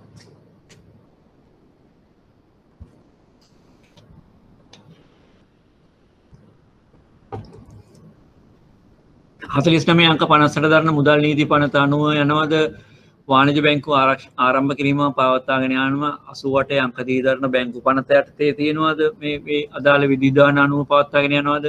දැන් උදාහරණයක් මේ යටතේ තියෙනවා බලපත්‍ර ලාභී බැංකුවක් නම් මේ බලපත්‍රය ප්‍රදර්ශනය කරන්න ඕන. ඒකට බැංකුවල අනිවාර්යයෙන්ම ගනුදෙනුකරුට පේන විදියට බැංකුවේ බලපත්‍රය ප්‍රදර්ශනය කරලා තියෙන්න ඕන. ඒ වගේම තමයි බැංකුවට බලතල දීලා තියෙනවා විදේශ මුදල් මිලදී ගන්න හෝ විකුණන්න ඒක ප්‍රදර්ශනය කරන්න ඕන. හරි? ඒව තමයි මේ ආරම්භ කිරීම සහ පවත්වාගෙන යාම යටතේ බැංකු පනත යටතේ දාලා තියෙන වගන්ති. විදේශ විනිමය හැසිරවීම 2017 අංක 12 දරන විදේශ විනිමය පනතෙන් මේක වෙනස් වුණා. එතකොට ඒ අනුව අදාළ විදේශ විනිමය ගිණුම් පවත්වාගෙන යනවාද කියන එක පිළිබඳව පරීක්ෂා කරනවා. මුල්‍ය සමාගම් පාලනය 2011 අංක 42 දරන මුල්‍ය ව්‍යාපාර පනත මුල්‍ය සමාගම් ෆයිනෑන්ෂල් කම්පැනිස්. ඒතර මේකෙන් තමයි ෆිනෑන්ස් කම්පැනිස් වල අදාළ මෙහෙයුම් කටයුතු වලට මැදිහත් වෙන්න ශ්‍රී ලංකා මහා බැංකුවේ බැංකු නොවන මුල්‍ය ආයතන නියෝජ්‍ය අධිපතිවරයාට අවශ්‍ය බලතල ලැබෙන්නේ. ඊළඟ ලීසින් සමාගම් පාලනය 2000 අංක 56 දරන පාලන පනත. ප්‍රාථමික ගැනුම්කරුවන්ගේ කටයුතු පාලනය. දැන් මම කිව්වා ශ්‍රී ලංකා මහා බැංකුවේ ඍජු අධීක්ෂණයට යටත් වෙනවා කියලා මුල්‍ය ආයතන වර්ග 5ක්. වාණිජ බැංකු, විශේෂ බැංකු, ඒ දෙකම බැංකු පනතෙන් ආවරණය වෙනවා. ඊළඟට මුල්‍ය සමාගම්, කල්බද සමාගම් සහ ප්‍රාථමික ගැනුම්කරුවන්. ඒගොල්ලන්ව පාලනය කරන්නේ අංක 923 අංක 8 දරන දේශීය භාණ්ඩාගාර විල්පත් ආඥා පනත, 937 අංක 7 දරන කොටස් සහ ව්‍යාපාර වස්තු ආඥා පනත, ඒ වගේම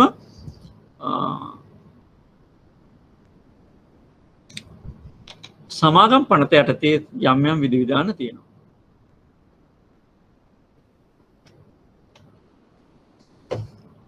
මේ කියන අනපනත් යටතේ මේ බැංකු පද්ධතිය පවත්වාගෙන යනවාද මේ අනිකුත් මුල්‍ය ආයතන පවත්වාගෙන යනවාද කියන එක පරීක්ෂාවට ශ්‍රී ලංකා මහා බැංකුවට බලය තියෙනවා.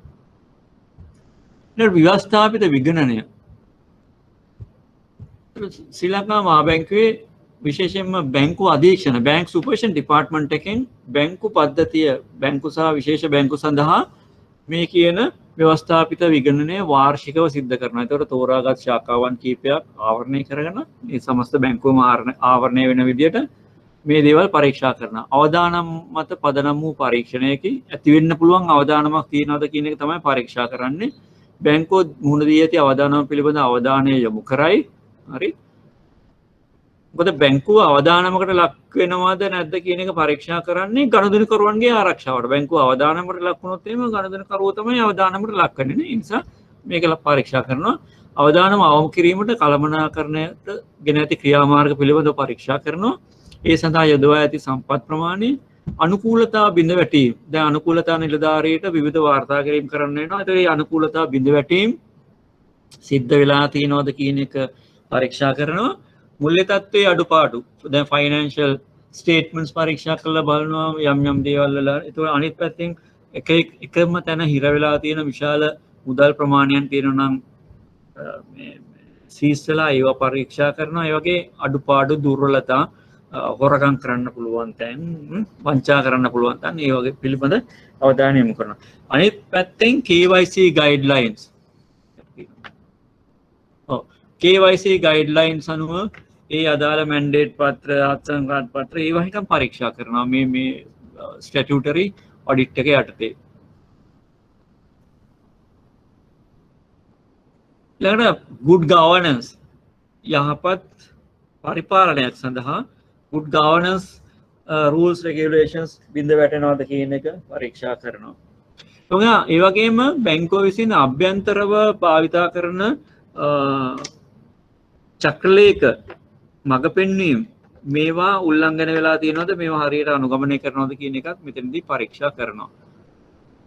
දැන් ඔයගලන්ට තේරෙන්නේ නැති ශ්‍රී ලංකා මහා බැංකුව සමස්ත බැංකුවේ විශාල පැතිකඩවල් ගොඩක් අවදානම සම්බන්ධයෙන් යම් අවදානම් දැන් මෙතනදී ගොඩක් වෙලාවට මේයුම් අවදානම ණය අවදානම කියන කරුණු දෙකත් ඒ වගේම දැන් බැංකුව යම් යම් මේ ආයෝජන වල දාලා තියෙනවනේ වෙළඳපොළ ආයෝජන වල කොටස් වල දාලා තියෙයි සමහරලාට වෙනත් ඩෙරිවටිව්ස් වල දාලා තියෙයි ෆොරෙන් කරන්සි මාකට් එකේ දාලා තියෙයි ඒවා වුණා පරීක්ෂා කරලා බලනවා මේ විශේෂයෙන්ම ට්‍රෙෂරි එක වගේ භාණ්ඩාගාර අංශයේ පරීක්ෂාවේදී බලනවා ඒවා වෙළඳපොළ අවදානම පිළිබඳව කටයුතු කරන්නේ කොහොමද? දැන් මූලික අවදානම් වර්ග තුනක් තියෙනවා. ඉතින් ඒවා ඒ විදිහට සිද්ධ වෙන්නේ කොහොමද කියන එක පිළිබඳව පරීක්ෂා කරනවා. ඊට අමතරව වරින් වර මහා බැංකු අධිපති බලපත්‍රලාභී වාණිජ බැංකුවල ප්‍රධාන විධායක නිලධාරීන් සමග මාසික හමුවක් පවත්වනවා. මේකදී මුල්ල ශේෂ්ත්‍ර සහ බැංකුවල මෙහෙයුම් කටයුතු වල ප්‍රතිපත්ති සහ ගැටලු සහගත තැන් පිළිබඳව අදහස් වුමාරු කර ගන්නවා. තාක්ෂණික සැසි අධ්‍යක්ෂ මණ්ඩල සමාජිකයන් සහ ප්‍රධාන නිලධාරීන් සමග අවදානම් කළමනාකරණය පිළිබඳ වඩා යහපත් දැන් අවදානම දැන් මම කිව්වේ මූලික අවදානමක් තියෙනවානේ බැංකු පද්ධතිය තුළ ඒ අවදානම වෙන්න පුළුවන් දේවල් මේ ටෙක්නිකල් සෙෂන්ස් වලදී සාකච්ඡා කරලා අධ්‍යක්ෂ මණ්ඩල සමාජිකයන් සහ ප්‍රධාන නිලධාරීන් සමග ඒව සාකච්ඡා කරනවා මහා බැංකුවේ අධිපති. ඊළඟට බැංකු සභාපතිවරුන් සමග කාර්තුමය පදනම මත රැස්වීම පැවැත්වීම. බැංකුවල සභාපතිවරුන්ව ගෙන්නලා quarterly basis බැංකු ක්ෂේත්‍රයේ ආර්ථික ක්ෂේත්‍රයේ ඇතිවන ප්‍රවණතා සංවර්ධන සම්බන්ධයෙන් අභියෝග සම්බන්ධයෙන් පරීක්ෂා කරනවා. විගණනය කළ මුල්‍ය වාර්තා ජාතික පුවත්පත්වල පළ කිරීම නිරීක්ෂණය. එතකොට අනිවාර්යයෙන්ම බැංකුව තමන්ගේ audited financial statements මාර්තු 31කින් පස්සේ පළ කරන්න ඕන පුවත්පත්වල. ජාතික මාර්තු 31 වෙනකොට පළ කරන්න ඕන ජාතික පුවත්පත් වල භාෂා 3කින්ම. කාර්ය සාධක දර්ශකය. එතන මේකෙන් අදහස් කරන්නේ මහජනතාව බැංකුවේ performance සම්බන්ධයෙන් ක්‍රියාකාරකම් සම්බන්ධයෙන් යම් අවබෝධයක් ලබා ගන්නවා කියන එක. ඒතර බැංකුවේ තුල තවදුරටත් පවත්වාගෙන යනවාද තමන්ගේ ගිණුම් ඉවත් කර ගන්නවද කියන එක බැංකු මේ ගනුදෙනු කරුණට තීරණය කරන්න පුළුවන් වෙන්නේ පුළුවන් වෙයි කියලා අපේක්ෂාව තියෙනවා.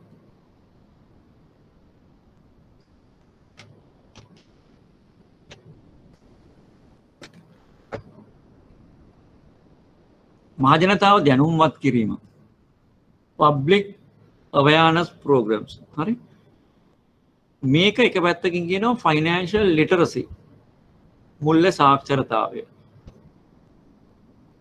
financial literacy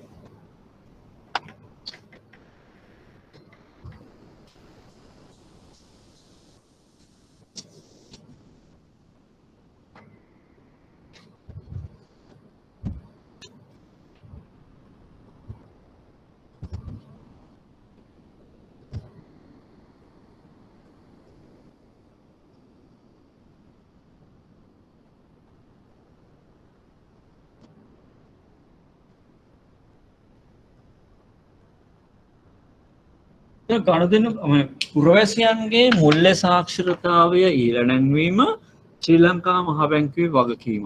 ඒ වගේම ඔයගලන්ට ඉදිරියේදී මම කතා කරනවා ගනුදෙනුකාර ප්‍රඥප්තිය කියලා කස්ටමර් චාර්ටර් කියලා එකක් ශ්‍රී ලංකා මහා බැංකුවෙන් හඳුන්වා දීලා තියෙනවා. ඒ අනුව වාණිජ බැංකු සහ මේ ගනුදෙනුකාර ප්‍රඥප්තිය අනුගමනය කරන විශේෂ බැංකු වල කාර්යභාරය තමයි පුරවැසියන් ගේ මුල්‍ය සාක්ෂරතාවය ඉහළ නැංවීම. මොකද්ද මුල්‍ය සාක්ෂරතාවය කියන්නේ? මේ වගේ කුඩා මාතෘකා ප්‍රශ්න වලට අහලා දෙන හින්දා මම මේක සාකච්ඡා කරනවා.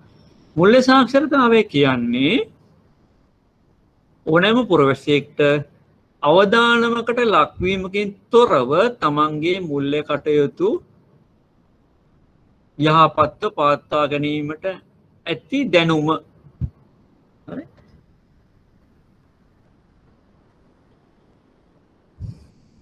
යම් පුරවැසියෙක්ට අවදානමකට ලක් නොවී තමන්ගේ මුල්‍ය කටයුතු හසුරුවා ගැනීමට ඇති දැනුම මුල්‍ය සාක්ෂරතාවය. එතකොට මේ මුල්‍ය සාක්ෂරතාවය ඇති කිරීම තුළින් මහා බැංකුව අපේක්ෂා කරනවා පුරවැසියන් විධිමත් මුල්‍ය පද්ධතිය තුළ තමන්ගේ මුල්‍ය කටයුතු හසුරුවයි කියලා. කවුද විධිමත් මුල්‍ය පද්ධතිය? මම අර කලින් කතා කරපු බැංකු සහ අනිකුත් මුල්‍ය ආයතන මුල්‍ය පද්ධතිය තුළ තියෙන විවිධ මුල්‍ය ආයතන. අත් මුදල් ඇතරමැදිකරණ යටතේ තියෙන ආයතන වගේම මුල්‍ය පද්ධතිය යටතේ තියෙන ආයතන තමයි විධිමත් මුල්‍ය පද්ධතියට අයිති වෙන්නේ. මොකද ඒවායේ තුල ශ්‍රී ලංකා මහා බැංකුවේ ඍජු නියෝජන අධීක්ෂණය හෝ වක්‍ර අධීක්ෂණයක් තියෙනවා. ඒවායේ වෙන කටයුතු ඒ ආයතන කටයුතු කරන ආකාරය පිළිබඳව මහා බැංකුව පරීක්ෂා කරනවා. දැන් අපි මේ කතා කරන දේවල් යටතේ එනිසා ගනුදෙනුකරුවෝ ඒ වයින් අපහසුතාවයට අවදානමකට ලක් නොවේ කියන මූලික බලාපොරොත්තු තියෙනවා. ඒ නිසා මුල්‍ය සාක්ෂරතාවය ඉහළ නංවන්නේ ගනුදෙනුකරුවන්ව පුළුවන් තරම් මුල්‍ය පද්ධතිය තුලට විධිමත් මුල්‍ය පද්ධතිය තුලට එකතු කරගන්න. ඕකේ.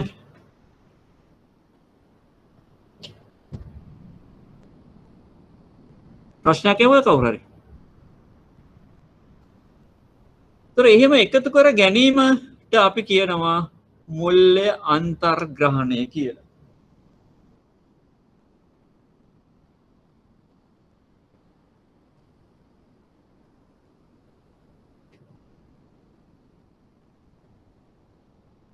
Financial inclusion.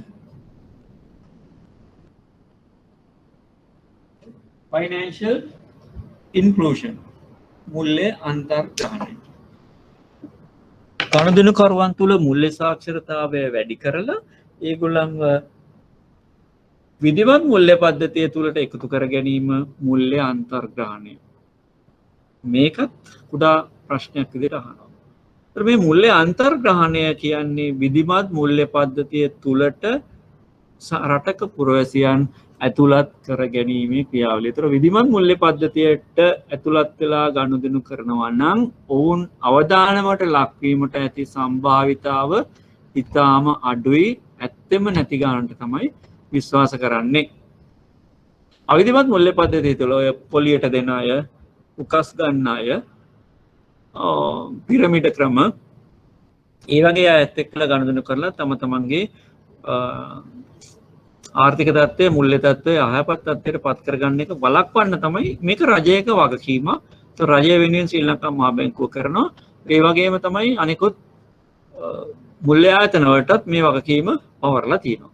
මුල්‍ය අන්තර්ග්‍රහණය, මුල්‍ය සාක්ෂරතාවය. ඒතකොට අනිවාර්යයෙන්ම බලාපොරොත්තු වෙන්න පුළුවන් දේ තමයි මුල්‍ය සාක්ෂරතාවය ඉහළ නැංවෙනකොට මුල්‍ය අන්තර්ග්‍රහණය වැඩි වෙයි කියලා. මුල්‍ය සාක්ෂරතාවය ඉහළ යනකොට මුල්‍ය අන්තර්ග්‍රහණය වැඩි වෙයි කියන බලාපොරොත්තුව තියෙනවා. මුල්‍ය අන්තර්ග්‍රහණය කියන්නේ විධිමත් මුල්‍ය පද්ධතිය තුළට ගනුදෙනු පුරවැසියන් ඇතුළත් කර ගැනීම. තව එකක් තියෙනවා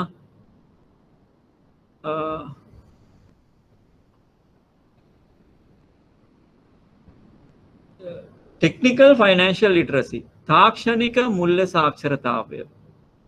තාක්ෂණික මුල්‍ය සාක්ෂරතාවය. Technical financial literacy. තාක්ෂණික මුල්‍ය සාක්ෂරතාවය. ඒ කියන්නේ පවත්නා තාක්ෂණික මෙවලම් භාවිතයෙන් මුල්‍ය කටයුතු කර ගැනීමට ඇති දැනුම. ඔය mobile apps, internet banking, right? Credit card, debit card ඒ වගේ දේවල් භාවිතා කරලා මුල්‍ය කටයුතු කරන්න තියෙන දැනුම තමයි තාක්ෂණික මුල්‍ය සාක්ෂරතාවය කියලා කියන්නේ. Technical financial literacy.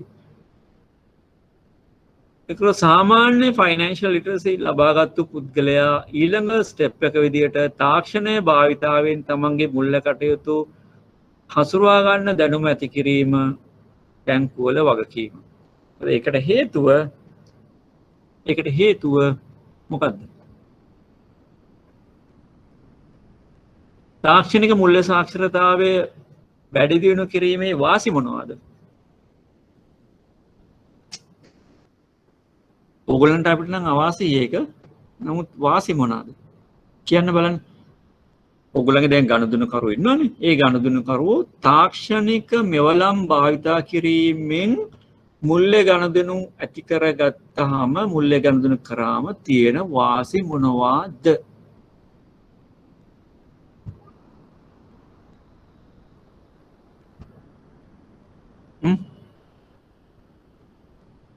ඔව් හරි. පුළුවන්. කාලය ඉතිරි වෙනවා. Time saving. වෙන මොනවද තියෙන්නේ? වෙන මොනවද තියෙන්නේ? කාලය විතරද?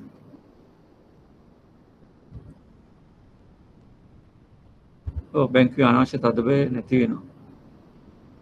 ඔව්. ඔයාලට මාකටිං එක නැත්නම් ඉගෙන ගන්න ලැබෙයි.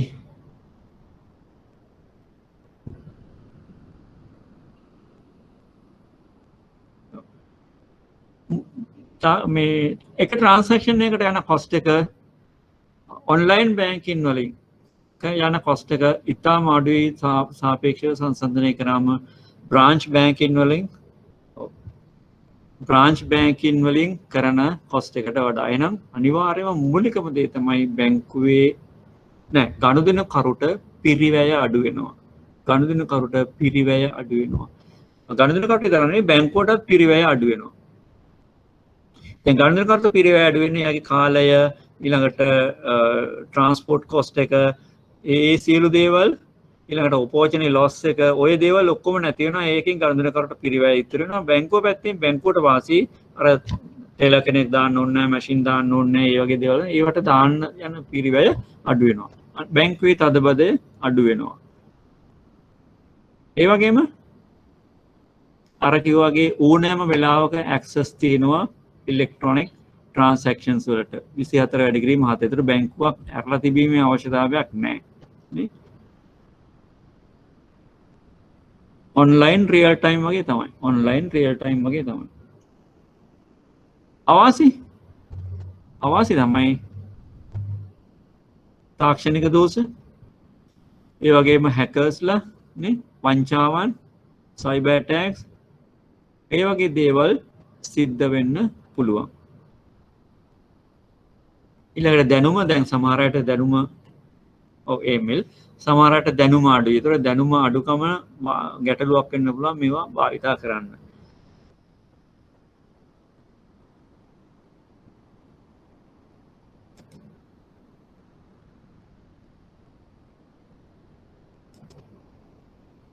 මහජනතාව දැනුම්වත් කරලා ඒ මහජනතාවගේ ලිටරසි එක දැනුම සාක්ෂරතාව ඉරණංවීම ශ්‍රී ලංකා මහ බැංකුව කරනවා. ඒතර ජාතික පුවත්පත්, ගොඩනැගිලි, රූපවාහිනී වගේ විවිධ මාධ්‍යයන් භාවිතා කරනවා. නීති විරෝධී ආයෝජන ක්‍රම සම්බන්ධයෙන්, තම මුල්‍ය කටක හැසිරීමේදී ඇති වෙන අවදානම් සම්බන්ධයෙන්, ලැබෙන ප්‍රතිලාභ සම්බන්ධයෙන් මඟ පෙන්වීම කරනවා. ශ්‍රී ලංකා මහ බැංකුව විසින් ඍජුව පාලනය නොකරන මුල්‍ය ආයතන. මෙන්න මේක බලා ගන්න මට පොඩි වෙලාවක් දෙන්න. ඒතර මේ ආයතන තමයි අර මුල්‍ය වෙළඳපළ තුල තියෙන විවිධ ආයතන වර්ග ශ්‍රී ලංකා මහ බැංකුවේ ඍජු අධීක්ෂණයට යටත් නොවන. කලින් කියපු මුල්‍ය අතරමැදිකරණයේ තියෙන ආයතන වර්ග 5 තමයි ශ්‍රී ලංකා මහ බැංකුව මෙන්න මේ නීති මගින් ඍජුවම අධීක්ෂණයට ලක් කරන්නේ. ඍජු අධීක්ෂණයට ලක් කරන්න පුළුවන් මේ කියන නීති. දැන් බැංකු පනත යටතේ වාණිජ බැංකුත් විශේෂ බැංකුත් මුල්‍ය සමාගම් පාලනය පුළුවන් 2011 අංක 40 දරන මුල්‍ය ව්‍යාපාර පනත යටතේ. ලීසින් සමාගම් පුළුවන් 2010 අංක 56 දරන පනත යටතේ. ප්‍රාථමික ගැනුම් කරවන්න පුළුවන් මේ කියන පනත යටතේ. ඒවා ඍජුවම ශ්‍රී ලංකා මහ බැංකුවට බලය පැවරෙන මහ බැංකුවේ ඍජු අධීක්ෂණයට අරත් වෙන මුල්‍ය අතරමැදිකරණයට භාවිතා වෙන ආයතන 5. නමුත් මෙතන මුල්‍ය පද්ධතිය යටතේ වෙනත් මුල්‍ය ආයතන තියෙනවා. ඒවා හරහා අරමුදල් ගනුදෙනු කරුවන්ගේ එමෙතන තැන්පත් කරුවන්ගේ ආයෝජකයන්ගේ අරමුදල් අනෙක් පැත්තේ අරමුදල් අවශ්‍යයට ගලාගෙන යනවා. ෂෙයා මාකට් එක හරහා, යුනිට් ට්‍රස්ට් හරහා, investment management company, insurance, venture capital, micro finance, pension funds ඒ වගේ අය හරහා යනවා. ඒතර ඒවාගේ ඍජු අධීක්ෂණයක් නැති වුණාට වක්‍ර අධීක්ෂණයක් තියෙනවා. ඒ ආයතනවල කෙරෙන කටයුතු වලත් අවිධිමත් කටයුතු, අයහපත් කටයුතු වල බලපෑම අවදානම ආයෝජකයන්ට තියෙන නිසා. ශ්‍රී ලංකා මහ බැංකුවේ මුල්‍ය පද්ධතියේ ස්ථාවරභාවය පිළිබඳ නියෝජ්‍ය අධිපති ෆයිනෑන්ෂියල් සිස්ටම් ස්ටැබිලිටි කියන ඩිපියුටි ගවර්නර් හරි පහත දැක්වෙන අධ්‍යක්ෂක ආයතනවල අධ්‍යක්ෂක මණ්ඩල සමාජිකත්වයේ දරයි. සුරකුම්පත්තා විනිමය කොමිෂන් සභාව. ඒතර මූලිකම ආයතනයක් තමයි ඒක සෙක් එක. Securities and Exchange Commission. සෙක් එක. ඒතර සෙක් එකෙන් තමයි සුරකුම්පත්තා විනිමය කොමිෂන් සභාවෙන් තමයි ස්ටොක් එක්ස්චේන්ජ් එක පාලනය වෙන්නේ. කියන්නේ කොටස් වෙළඳපොළ පාලනය වෙන්නේ. කොටස් වෙළඳපොළ, කොටස් තරවකරුවන්, ඒකක භාර, යුනිට් ට්‍රස්ට්, ස්ටොක් ඩීලර්ස් ලියාපදිංචි, ඒ කියන්නේ තරවකරුවන් ලියාපදිංචියේ නියාමනය හරි ඒවා සිද්ධ වෙන්නේ මෙන්න මේ සුරකුම් පත්සා විනිමය කොමිෂන් සභාව යටතේ. ඒතර මේකේ අධ්‍යක්ෂක මණ්ඩලයේ සමාජිකයෙක් වෙනවා ශ්‍රී ලංකා මහ බැංකුවේ මුල්‍ය පද්ධති ස්ථාවර භාවය පිළිබඳ නියෝජ්‍ය අධිපති. අනිත් එක ණය ශ්‍රේණිගත සමාගම් ආයෝජන කළමනාකරුවන් ඉන්වෙස්ට්මන්ට් මැනේජර්ස්ලා කියන අය නිෂ්කාශනාගාර ආයතන ලියාපදිංචි කරන්නේ මේ සෙක් එක යටතේ. සෙක් එක යටතේ. ශ්‍රී ලංකා රක්ෂණ නියාමන කොමිෂන් සභාව, Sri Lanka insurance regulation commission, මේක තිබෙන ඉස්සර ශ්‍රී ලංකා රක්ෂණ මණ්ඩලය කියලා. Insurance board of Sri Lanka IBSL කියලා තමයි ඉස්සර මේක තිබුණේ. නමුත් දැන් මේක වෙනස් වුණා නම ශ්‍රී ලංකා රක්ෂණ නියාමන කොමිෂන් සභාව කියලා.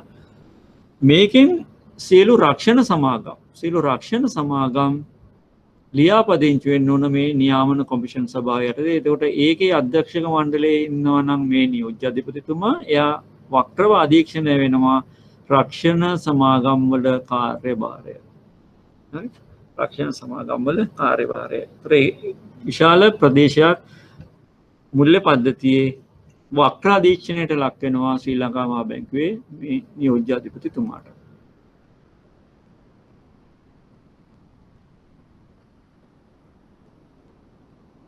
බැංකු පනත මගින් ශ්‍රී ලංකා මහ බැංකුවට ලබා දී ඇති බලතල. බැලමු දැන් බැංකු පනත මගින් බලතල ලබා දීලා තියෙනවා. මේකෙන් පුළුවන් මහ බැංකුවට බැංකුවල අවිධිමත් ක්‍රියා පාලනය කරන්න. බලපත්‍රය අවලංගු කරන්න පුළුවන් අංක 9 යටතේ. තැන්පත්කරුවන්ට අලාභයක් වෙන ලෙස කටයුතු කිරීම. ඒතකොට තැන්පත්කරුවන්ට අලාභයක් වෙන විදිහට කටයුතු කරොත් එහෙම ශ්‍රී ලංකා මහ බැංකුවට බැංක් සුපර්විෂන් ඩිපාර්ට්මන්ට් එකට ඒ පිළිබඳව පරීක්ෂා කරලා පුළුවන් බැංකුවේ බලපත්‍රය අවලංගු කිරීමේ මට්ටමටම යන්න අංක 9 යටතේ. මෙහිම කටයුතු අධීක්ෂණය අංක 45. මම අර ඉස්සෙල්ලා කිව්වේ තැන්පත් හිමියන්ට අයහපතක් වෙන ලෙස මෙහිම කටයුතු කිරීම අර විගණනයෙන් කරන්න මේවා තමයි ස්ටැටුටරි ඔඩිට් එකේ. තැන්පත් හිමියන්ට අයහපතක් වෙන ලෙස මෙහිම කටයුතු පවත්වාගෙන යාම පරීක්ෂාව මෙම පනතේ විධිවිධාන උල්ලංඝනය වීම, වෙනත් නීතියක සඳහන් විධිවිධාන උල්ලංඝනය වීම. දැන් ශ්‍රී ලංකා මහ බැංකුවට යම් ගණනකරුවෙක්ට පැමිණිලි කරන්න පුළුවන් අදාළ බැංකුවකින් යම් අයහපත් දෙයක් සිද්ධ වෙනවා. ඒතකොට ඒ අනුව පුළුවන් මෙහෙයුම් කටයුතු අධීක්ෂණය කරලා ඒ අදාළ නිවැරදි කිරීම කරන්න. රහස්‍ය භාවය සුරකීම අංක 77 යටතේ. මේක මම කතා කරන්නේ ගණනකරුවන්ගේ රහස්‍ය භාවය සුරකීම. ඒතකොට මේවා මූලික මඟ පෙන්වීම, එක පැත්තකින් නීතිය යටතේ ලබා දීලා තියෙන මඟ පෙන්වීම, අනිත් පැත්තෙන් ශ්‍රී ලංකා මහ බැංකුවට විශේෂිත මඟ පෙන්වීම මේ බැංකු පද්ධතියේ ආරක්ෂාවට, ගණනකරුවන්ගේ විශේෂම තැන්පත්කරුවන්ගේ ආරක්ෂාවට ඒගොල්ලන්ට පේනවා. මේකේ තැන්පත්කරුවන්ට තමයි මේකේ අයහපතක් වෙන්නේ සිද්ධ වුණොත්. ඒගොල්ලන්ව ආරක්ෂා කරන්න තමයි මේ නියෝග තියෙන්නේ.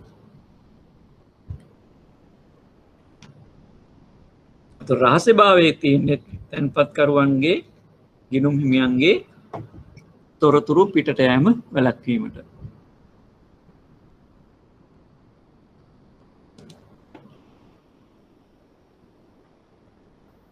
හරි, මෙහෙයුම් කටයුතු කම්ප්ලයන්ස්.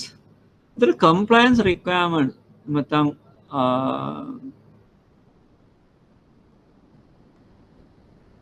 අනුකූලතාවය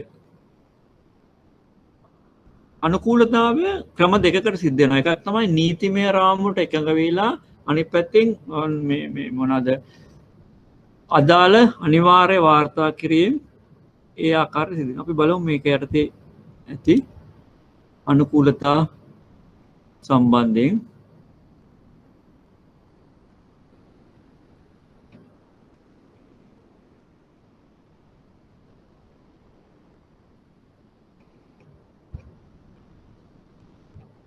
මේ වෙන මා විශාල වැඩ කොටසක් තියෙනවා. මේ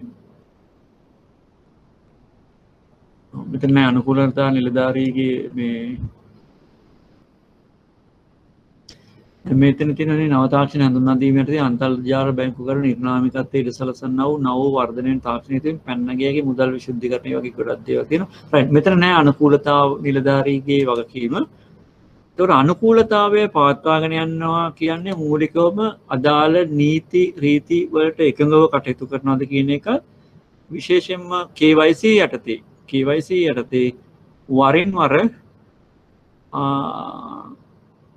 පනවන නියමයන් රටේ මුල්‍ය පද්ධති ආරක්ෂාවට දැන් ෆයිනෑන්ෂල් ඉන්ටෙලිජන්ස් යුනිට් එකට FIU එකට බලතල තියෙනවා අදාළ වාර්තා ගෙන්න ගන්න යම් එතකොට යම් කිසි මුදල් විශුද්ධිකරණය පිළිබඳ හෝ එහෙම නැත්නම් බැංකු පද්ධතිය අවභාවිතය පිළිබඳ හෝ KYC ගයිඩ්ලයින්ස්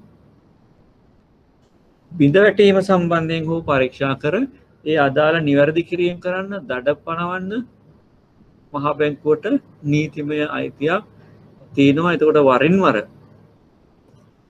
නෙමෙයි නිරන්තරයෙන්ම ඒ අනුව කටයුතු කරනවද කියන එක සම්බන්ධයෙන් පරීක්ෂාවක් මහා බැංකුව කරනවා. මුල්‍ය පද්ධතියේ ආරක්ෂාව පිණිස වන මැදිහත් වීම. දැන් පහුගිය දවස්වල ඔයගොල්ලෝ දැකලා ඇති ඔය මුල්‍ය ආයතනවල යම් සිද්ධීන් සිද්ධ වුණාම ශ්‍රී ලංකා මහා බැංකුව මැදිහත් වෙනවා මේ තත්ත්වයන් වළක්වා ගන්න. ශ්‍රී ලංකා මහා බැංකුව වැදගත් මැදිහත් වෙනවා. දැන් එක් අවස්ථාවක එක්තරා වාණිජ්‍ය බැංකුවක නරක ණය ප්‍රතිශතය වැඩි වීම නිසා විශාල අපහසුතාවයකට පත් වුණා. ඒතකොට ගණන්දුනකරුවන් ඩිපොසිට් ආපහු ගන්න ගත්තා. එතකොට ශ්‍රී ලංකා මහා බැංකුව මැදිහත් වෙලා අදාළ නිවැරදි කිරීම කරලා කළමනාකාරීත්වය පරිපාලනය වෙනස් කරලා ඒ අදාළ නිවැරදි කිරීම කරලා බැංකුවත් බැංකු පද්ධතියත් ආරක්ෂා කරා. හරි. ඒ වගේම පහුගිය දවස්වල ඔයගලන්ට මතක ඇති විවිධ මුල්‍ය ආයතන මුල්‍ය සමාගම් ගැටලු සහගත තත්ත්වයට පත් වෙච්ච අවස්ථාවේදී ශ්‍රී ලංකා මහා බැංකුවේ මැදිහත් වීම.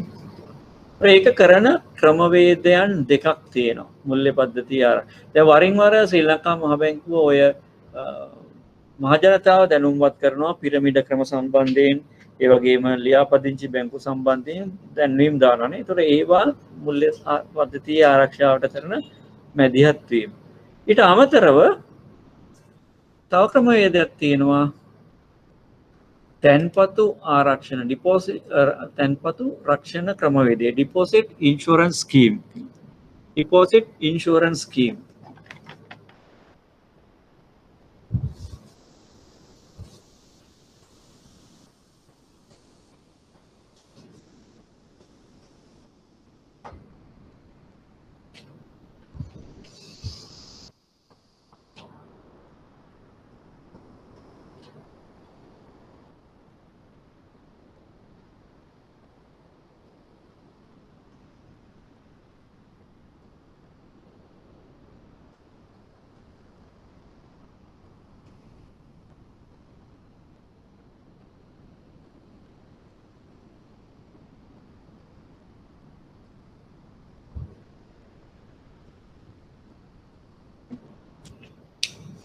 මොකක්ද ඩිපොසිට් ඉන්ෂුරන්ස් ස්කීම් එක?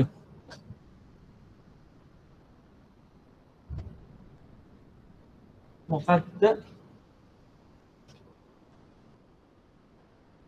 ඩිපොසිට් ඉන්ෂුරන්ස් ස්කීම් එක?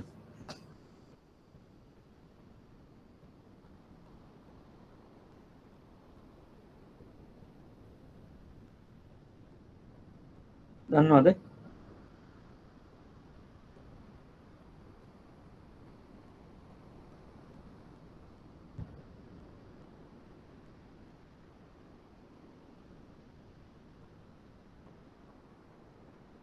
කවුරු දන්නවද ඩිපොසිට් ඉන්ෂුරන්ස් ස්කීම් එක ගැන? මොකක්ද එකකින් වෙන්නේ?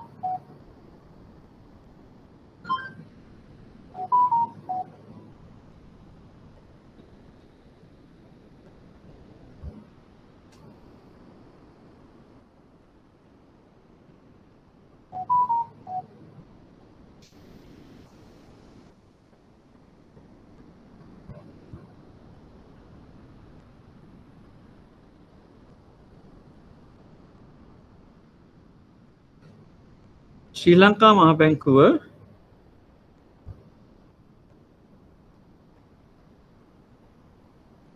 හඳුන්වා දීලා තියෙනවා ක්‍රමවේදයක් තැන්පත්කරුවන්ගේ ආරක්ෂාව සඳහා right තැන්පත්කරුවන්ගේ ආරක්ෂාව සඳහා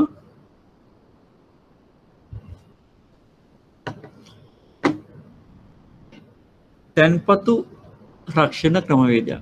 ඒක යටතේ කුඩා තැන්පත්කරුවන්ට තමන්ගේ තැන්පතු දාලා තියෙන මුල්‍ය ආයතනය ගැටලුවකට පත් වුණොත් එහෙම මුල්‍ය ආයතනයට බැංක්‍රප්ට් පත් වුණොත් එහෙම ඒ සම්බන්ධයෙන් වන්දි එමෙතන් මේ තමන්ගේ තැන්පතුව වෙනුවෙන් මුදලක් ලබා ගන්න පුළුවන්. මම බැලුවේ මේක මුදල වැඩි කරලා තියෙනවා ලක්ෂ 3යි කලින් තිබ්බේ ඊළඟට ලක්ෂ 6 කරා දැන් කොච්චරද 1.1 මිලියන් වෙනකම් වැඩි කරලා තියෙනවා. right 1.1 මිලියන් වෙනකම් තැන්පත් කරුවන්ට නැවත තමන්ගේ තැන්පතුව ලබා ගන්න පුළුවන්. ඒතර මේක සිද්ධ වෙන්නේ කොහොමද? මේකට සම්බන්ධ වෙන ආයතන දැන් මේ නොටිස් එකේ හැටියට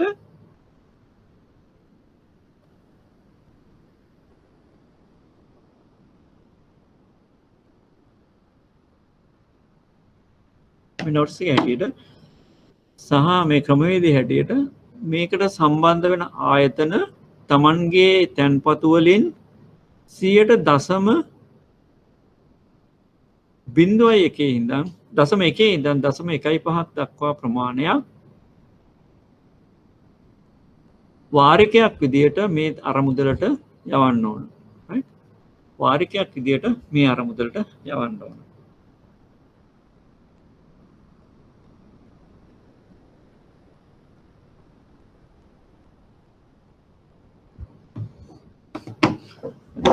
वाणिज्य बैंकों विशेष बैंकों सह मूल्य समागम මේකට යටත් වෙනවා.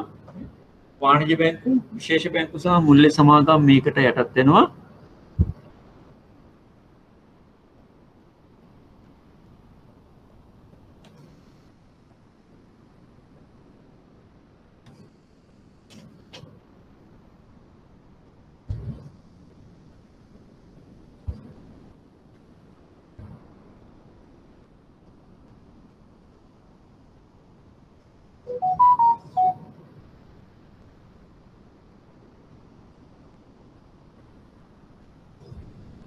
මේගොල්ලෝ තමන්ගේ තැන්පතු වලින් 1.1 වාණිජ්‍ය බැංකුව 1.15 විශේෂ බැංකුව 1.15 මුල්‍ය සමාගම් කාර්තුමය පදනම මත වාරිකයක් විදියට රක්ෂණ වාරිකයක් විදියට ශ්‍රී ලංකා මහා බැංකුවේ අරමුදලකට යවන්න ඕන. එතකොට යම් මුල්‍ය ආයතනයක් විදටීමට ලක් වුණොත් එම ශ්‍රී ලංකා මහා බැංකුව විසින් අරමුදලෙන් රුපියල් මිලියන 1.1ක් දක්වා රුපියල් මිලියන 1.1ක් දක්වා මුදලක් වන්දියක් විදියට ගෙවනවා. ඒතර මේකෙන් කරලා තියෙන්නේ මොකක්ද ඇත්තටම?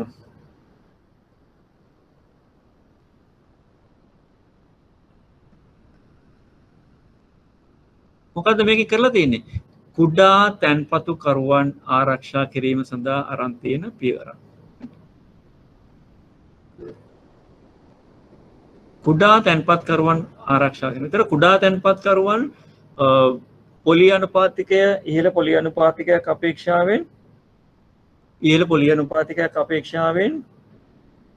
මේ මුල්‍ය ආයතන වල තැන්පත් කරනවා. නමුත් මේ මුල්‍ය ආයතන වල තියෙන අවිධිමත් ක්‍රියාකලාපයන් නිසා මුල්‍ය ආයතන අවිධිමත් ක්‍රියාකලාපයන් නිසා මුල්‍ය ආයතන බිඳ වැටුණොත් ඒතර ඒ තැන්පත් කරුවන්ට තමන්ගේ තැන්පතුවත් නැති වෙනවා, පොලියක් නැති වෙනවා, කිසිම දෙයක් නැති වෙනවා. ඒතර ඒකෙන් ආරක්ෂා කරගන්න ශ්‍රී ලංකා මහා බැංකුව විසින් මේ ක්‍රියාමාර්ගය 2011 මතක විදියට මම ඒක හරියට බලන්න ඉඳන් ක්‍රියාත්මක වෙනවා. ඒතකොට මේ වෙනුවෙන් දැන් අවස්ථා 3කදී මේ වන්දි කිවීමේ මුදල වැඩි කරලා තියෙනවා ලක්ෂ 3 ලක්ෂ 6 දැන් 1.1 මිලියන් 11 ලක්ෂයක් වෙනකම් වැඩි කරලා තියෙනවා. ඒතර මේ තුලිනුත් නැවතත් කුඩා තැන්පත්කරුවන්ගේ විශ්වාසවන්තභාවය ආරක්ෂාව ඉහළ නම් වල තියෙනවා. ඒතර මුල්‍ය පද්ධතිය බිඳ නොඇටි ආරක්ෂා කරගෙන පවත්වාගෙන යන්න ආරක්ෂාවක් මේකෙන් ලැබිලා තියෙනවා. අනිත් එක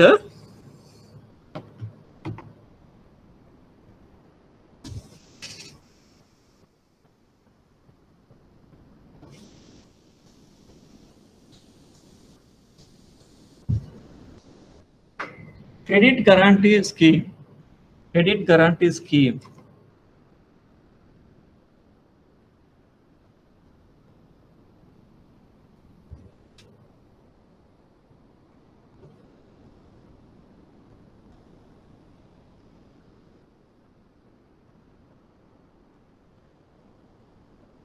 ණය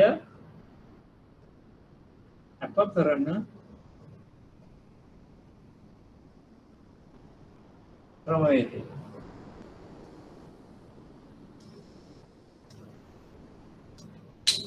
මේක 2011-12 වගේ වර්ෂවල right 2011-12 වගේ වර්ෂවල අතර මේක තැන්පත්කරුවන්ගේ පැත්තෙන් තියෙන එකක් නෙමෙයි. නමුත් මුල්‍ය පද්ධතියේ ආරක්ෂාවට වෙච්ච මැදිහත් වීම 2011-12 වගේ වර්ෂවල ඔයගලන්ට මතක ඇති රන් වෙළඳපොළ ඉතාම පල්ලෙහාට වැටුණා.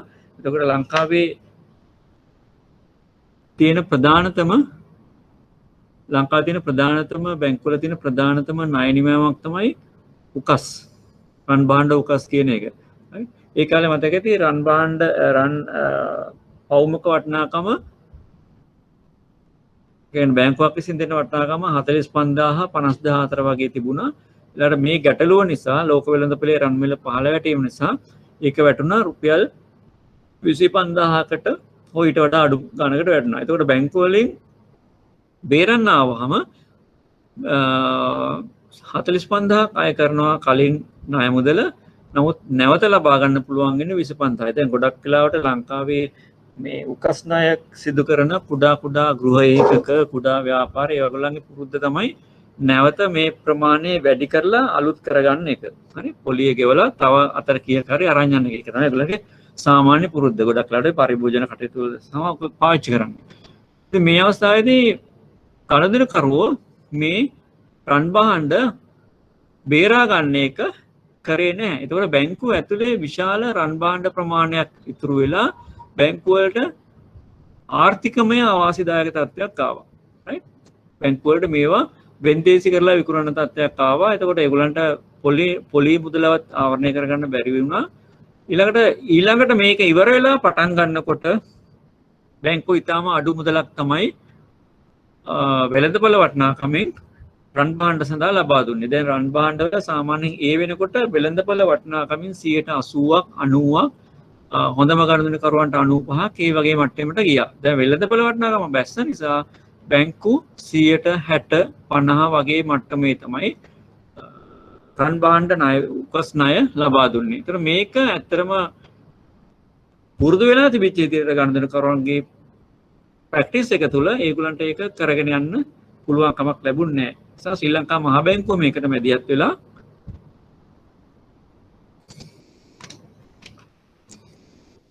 මේ කියන යෝජනා ක්‍රමය හඳුන්වා දුන්නා. මේකෙදී උකස් ගන්න රන් භාණ්ඩේ වටිනාකමෙන් 100%ක් මේ අරමුදලට දායක වෙනවා. උකස් ගන්න රන් භාණ්ඩේ වටිනාකමෙන් 100%ක් අරමුදලට දායක වෙනවා. එතකොට අරමුදල විසින් 15%ක අවදානමක් දරනවා. බැංකුව විසින් 65%ක අවදානමක් දරන්න ඕන. බැංකුව විසින් 65%ක් දක්වා මේ ණය මුදලේ අවදානම දරනවා. ඒ 65 ඉක්මවලා 80%ක් වෙනකන් ඉතුරු 15% අරමුදල මගින් දරනවා. ඒ කියන්නේ 85%ක් දක්වා වෙළඳපොළ වටිනාකමින් ණය මුදලක් විදියට ලබා ගන්න පුළුවන්. අපි හිතමු රුපියල් ලක්ෂයක් කියලා මේ රන් භාණ්ඩේ වෙළඳපොළ වටිනාකම. එතන මේ ක්‍රමේ නැත්නම් බැංකුව ලබා දෙන්නේ රුපියල් 60000යි 65000යි මේ ගනුදෙනු කරුට. හරි. ඒතරේ 65000 ප්‍රමාණය ගනුදෙනුකට ප්‍රමාණවත් නැති නිසා මේ වෙළඳපොළ බිඳ වැටෙනවා. රන් භාණ්ඩ උකස් වෙළඳපොළ. ඒතර මහා බැංකුව මැදිහත් වෙලා කිව්වා හරි ඕගොල්ලෝ 65ට වඩා දෙන්න 80%ක් වෙනකම් උපරිම ඒ ඉතුරු 15% යම් ගැටලුවක් ණය කර ගැනීමේදී බැංකුවට එනවා නම් ඒක මේ අරමුදලෙන් ප්‍රතිපූරණය කරනවා කියලා. ඒතර ඇත්තටම බැංකුවට තියෙන අවදානම් 65යි ඉතුරු 15% මේ අරමුදලෙන් දරනවා. මේ යටතේ මේ ගනුදෙනු පහසු වුණා. උකස් ණය ප්‍රමාණය සාමාන්‍ය විදියට උකස් ණය කුඩා ගනුදෙනු කරනට ගන්න පුළුවන් වුණා. ඒ උන්ගේ ආර්ථික කටයුතු වෙනත් කටයුතු වලට. ඒතර රන් බහඬ එමෙතන ණය අප කරන ක්‍රමවේදය මගින් ණය අප කරන ක්‍රමවේදය මගින් ඒක නැවත තහවුරු වෙනවා. ඒතර මේකේ මූලික ලක්ෂණය තමයි 80%ක් වෙනකම් රන් බහඬේ වෙළඳපොළ වටිනාකම මගින් වටිනාකමෙන් 80%ක් වෙනකම් ණය පහසුකම් ලබා දෙනවා රන් බහඬ කුස මත. 65% දක්වා අවදානම අදාළ බැංකුව දරනවා. 15%ක අවදානම මේ අරමුදල මගින් දරනවා. මේ අරමුදලට දායකත්වය ලැබෙන්නේ වාරික විදියට රන් බහඬේ වටිනාකමෙන් 100%ක් වාර්ෂිකව අරමුදලට දායකත්වය දක්වන්න ඕන බැංකුව. බැංකුවේ උකස් ණය ප්‍රමාණය වැඩි වෙනවා. දැන් 65000ක් දෙන එක ණය මුදලේ වටිනාකම 80000ක් වෙනකන් වැඩි වෙනවා. යම් අයකර ගැනීමේ ගැටලුවක් આવොත් විතරයි අර මුදලෙන් මුදල් ලබා දෙන්නේ. මේව තමයි ශ්‍රී ලංකා මහා බැංකුව වරින් වර සිදු කරන දැන් මේ ක්‍රමවේදයන් දෙක දිගටම පවත්වාගෙන යනවා. ඒ අවස්ථානුකූලව ඇතිවන ගැටලු සම්බන්ධයෙන් ලබා දෙන එහෙම නැත්නම් සිදු කරන මැදිහත් වීම.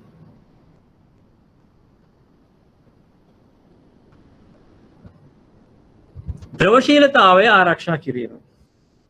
මම ඔයගලන්ට කිව්වා බැංකුවල ද්‍රවශීලතාවය 120ක් පවත්වාගෙන යාම සෑම වාණිජ්‍ය බැංකුවකම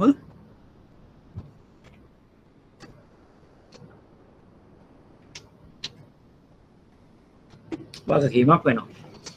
ඒත් 120 ද්‍රවශීලතාවය පවත්වාගෙන යන්න ඕන තමන්ගේ තැන්පත්කරුවන්ට අවශ්‍ය වෙන තැන්පතු ආපසු ලබා ගැනීම පහසු කිරීම පිණිස.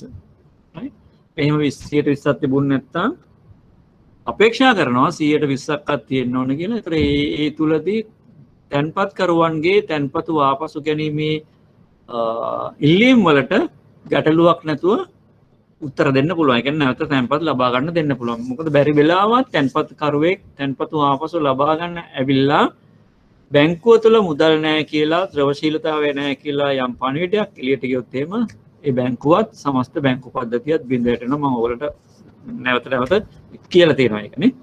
ඒක ආරක්ෂා කරගන්න මේ 120 ද්‍රවශීලතාවය පවත්වාගෙන යනවා. ඒතර ඒක ශ්‍රී ලංකා මහා බැංකුව සමීපව අධීක්ෂණය කරනවා. බැංකුව තමන්ගේ තැන්පත් වල වටිනාකමින් total deposits වල වටිනාකමින් 120ක් ද්‍රවශීල වත්කම් විදියට පවත්වාගෙන යන්න ඕන.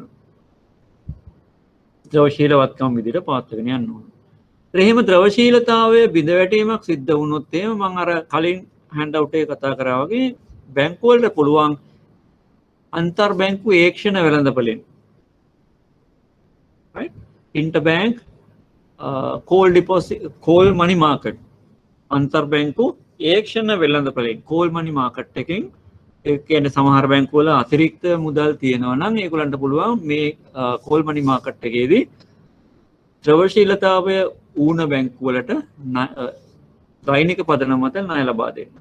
ඒකට අපමණවත් නැහැ. දෛනික පදනම මත ලබා දෙන්නේ පහුදා එක පියවන්න ඕන.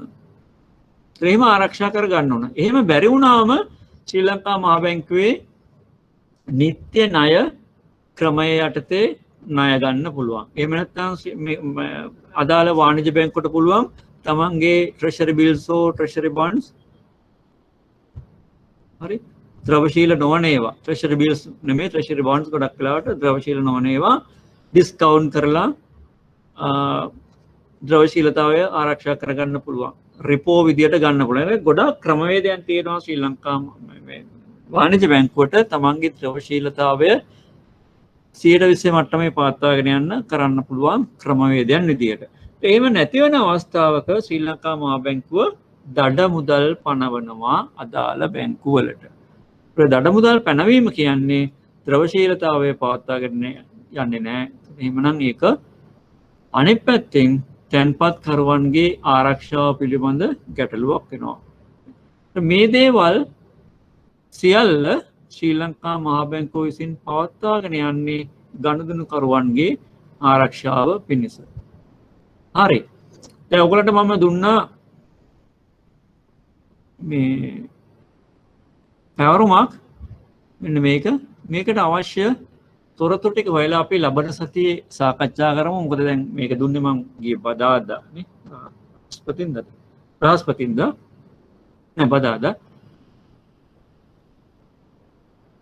දවස් දෙක තුනකට ඉස්සෙල්ලා ඉඳන් ඔයගලන්ට කාලයක් නැති වෙති මේ හොයාගන්න. නමුත් මේකේ තියෙන ගොඩක් දේවල් මම දැන්ට සාකච්ඡා කරා. ඒ නිසා ගැටලුවක් වෙන එකක් නැහැ. ලබන සතියේ අපි මේක සාකච්ඡා කරමු. ඊට අමතරව ශ්‍රී ලංකා මහා බැංකුවේ නියාමනය යටතේ මඟ පෙන්වීම යටතේ තියෙන ඉතිරි මාතෘකා ටික මුල්‍ය එම්බෝස්මන්ට් ණය උපදේශනයේ මුල්‍ය සාක්ෂරතාවය පිළිබඳ දැනුවත් කිරීම ගනුදෙනුකාර ප්‍රඥාප්තිය මේ කරුණු ටික සාකච්ඡා කරමු. එහෙනම් අදට අපි මෙතන නවත්වමු. මම හිතන්නේ සියලු දෙනාටම මම මේ කතා කරපු දේවල් වැටෙන්නේ නැති කියලා අපේක්ෂා කරනවා. තේරුණානේ? විශේෂයෙන්ම මේ A level කරලා මෙතෙන්ට සම්බන්ධ වෙච්ච ළමයි මට පණිවිඩ එවන්න මේ ගැටලු සාකච්ඡාවෙන් තියෙනවා නම් හරි. එහෙනම් thank you very much.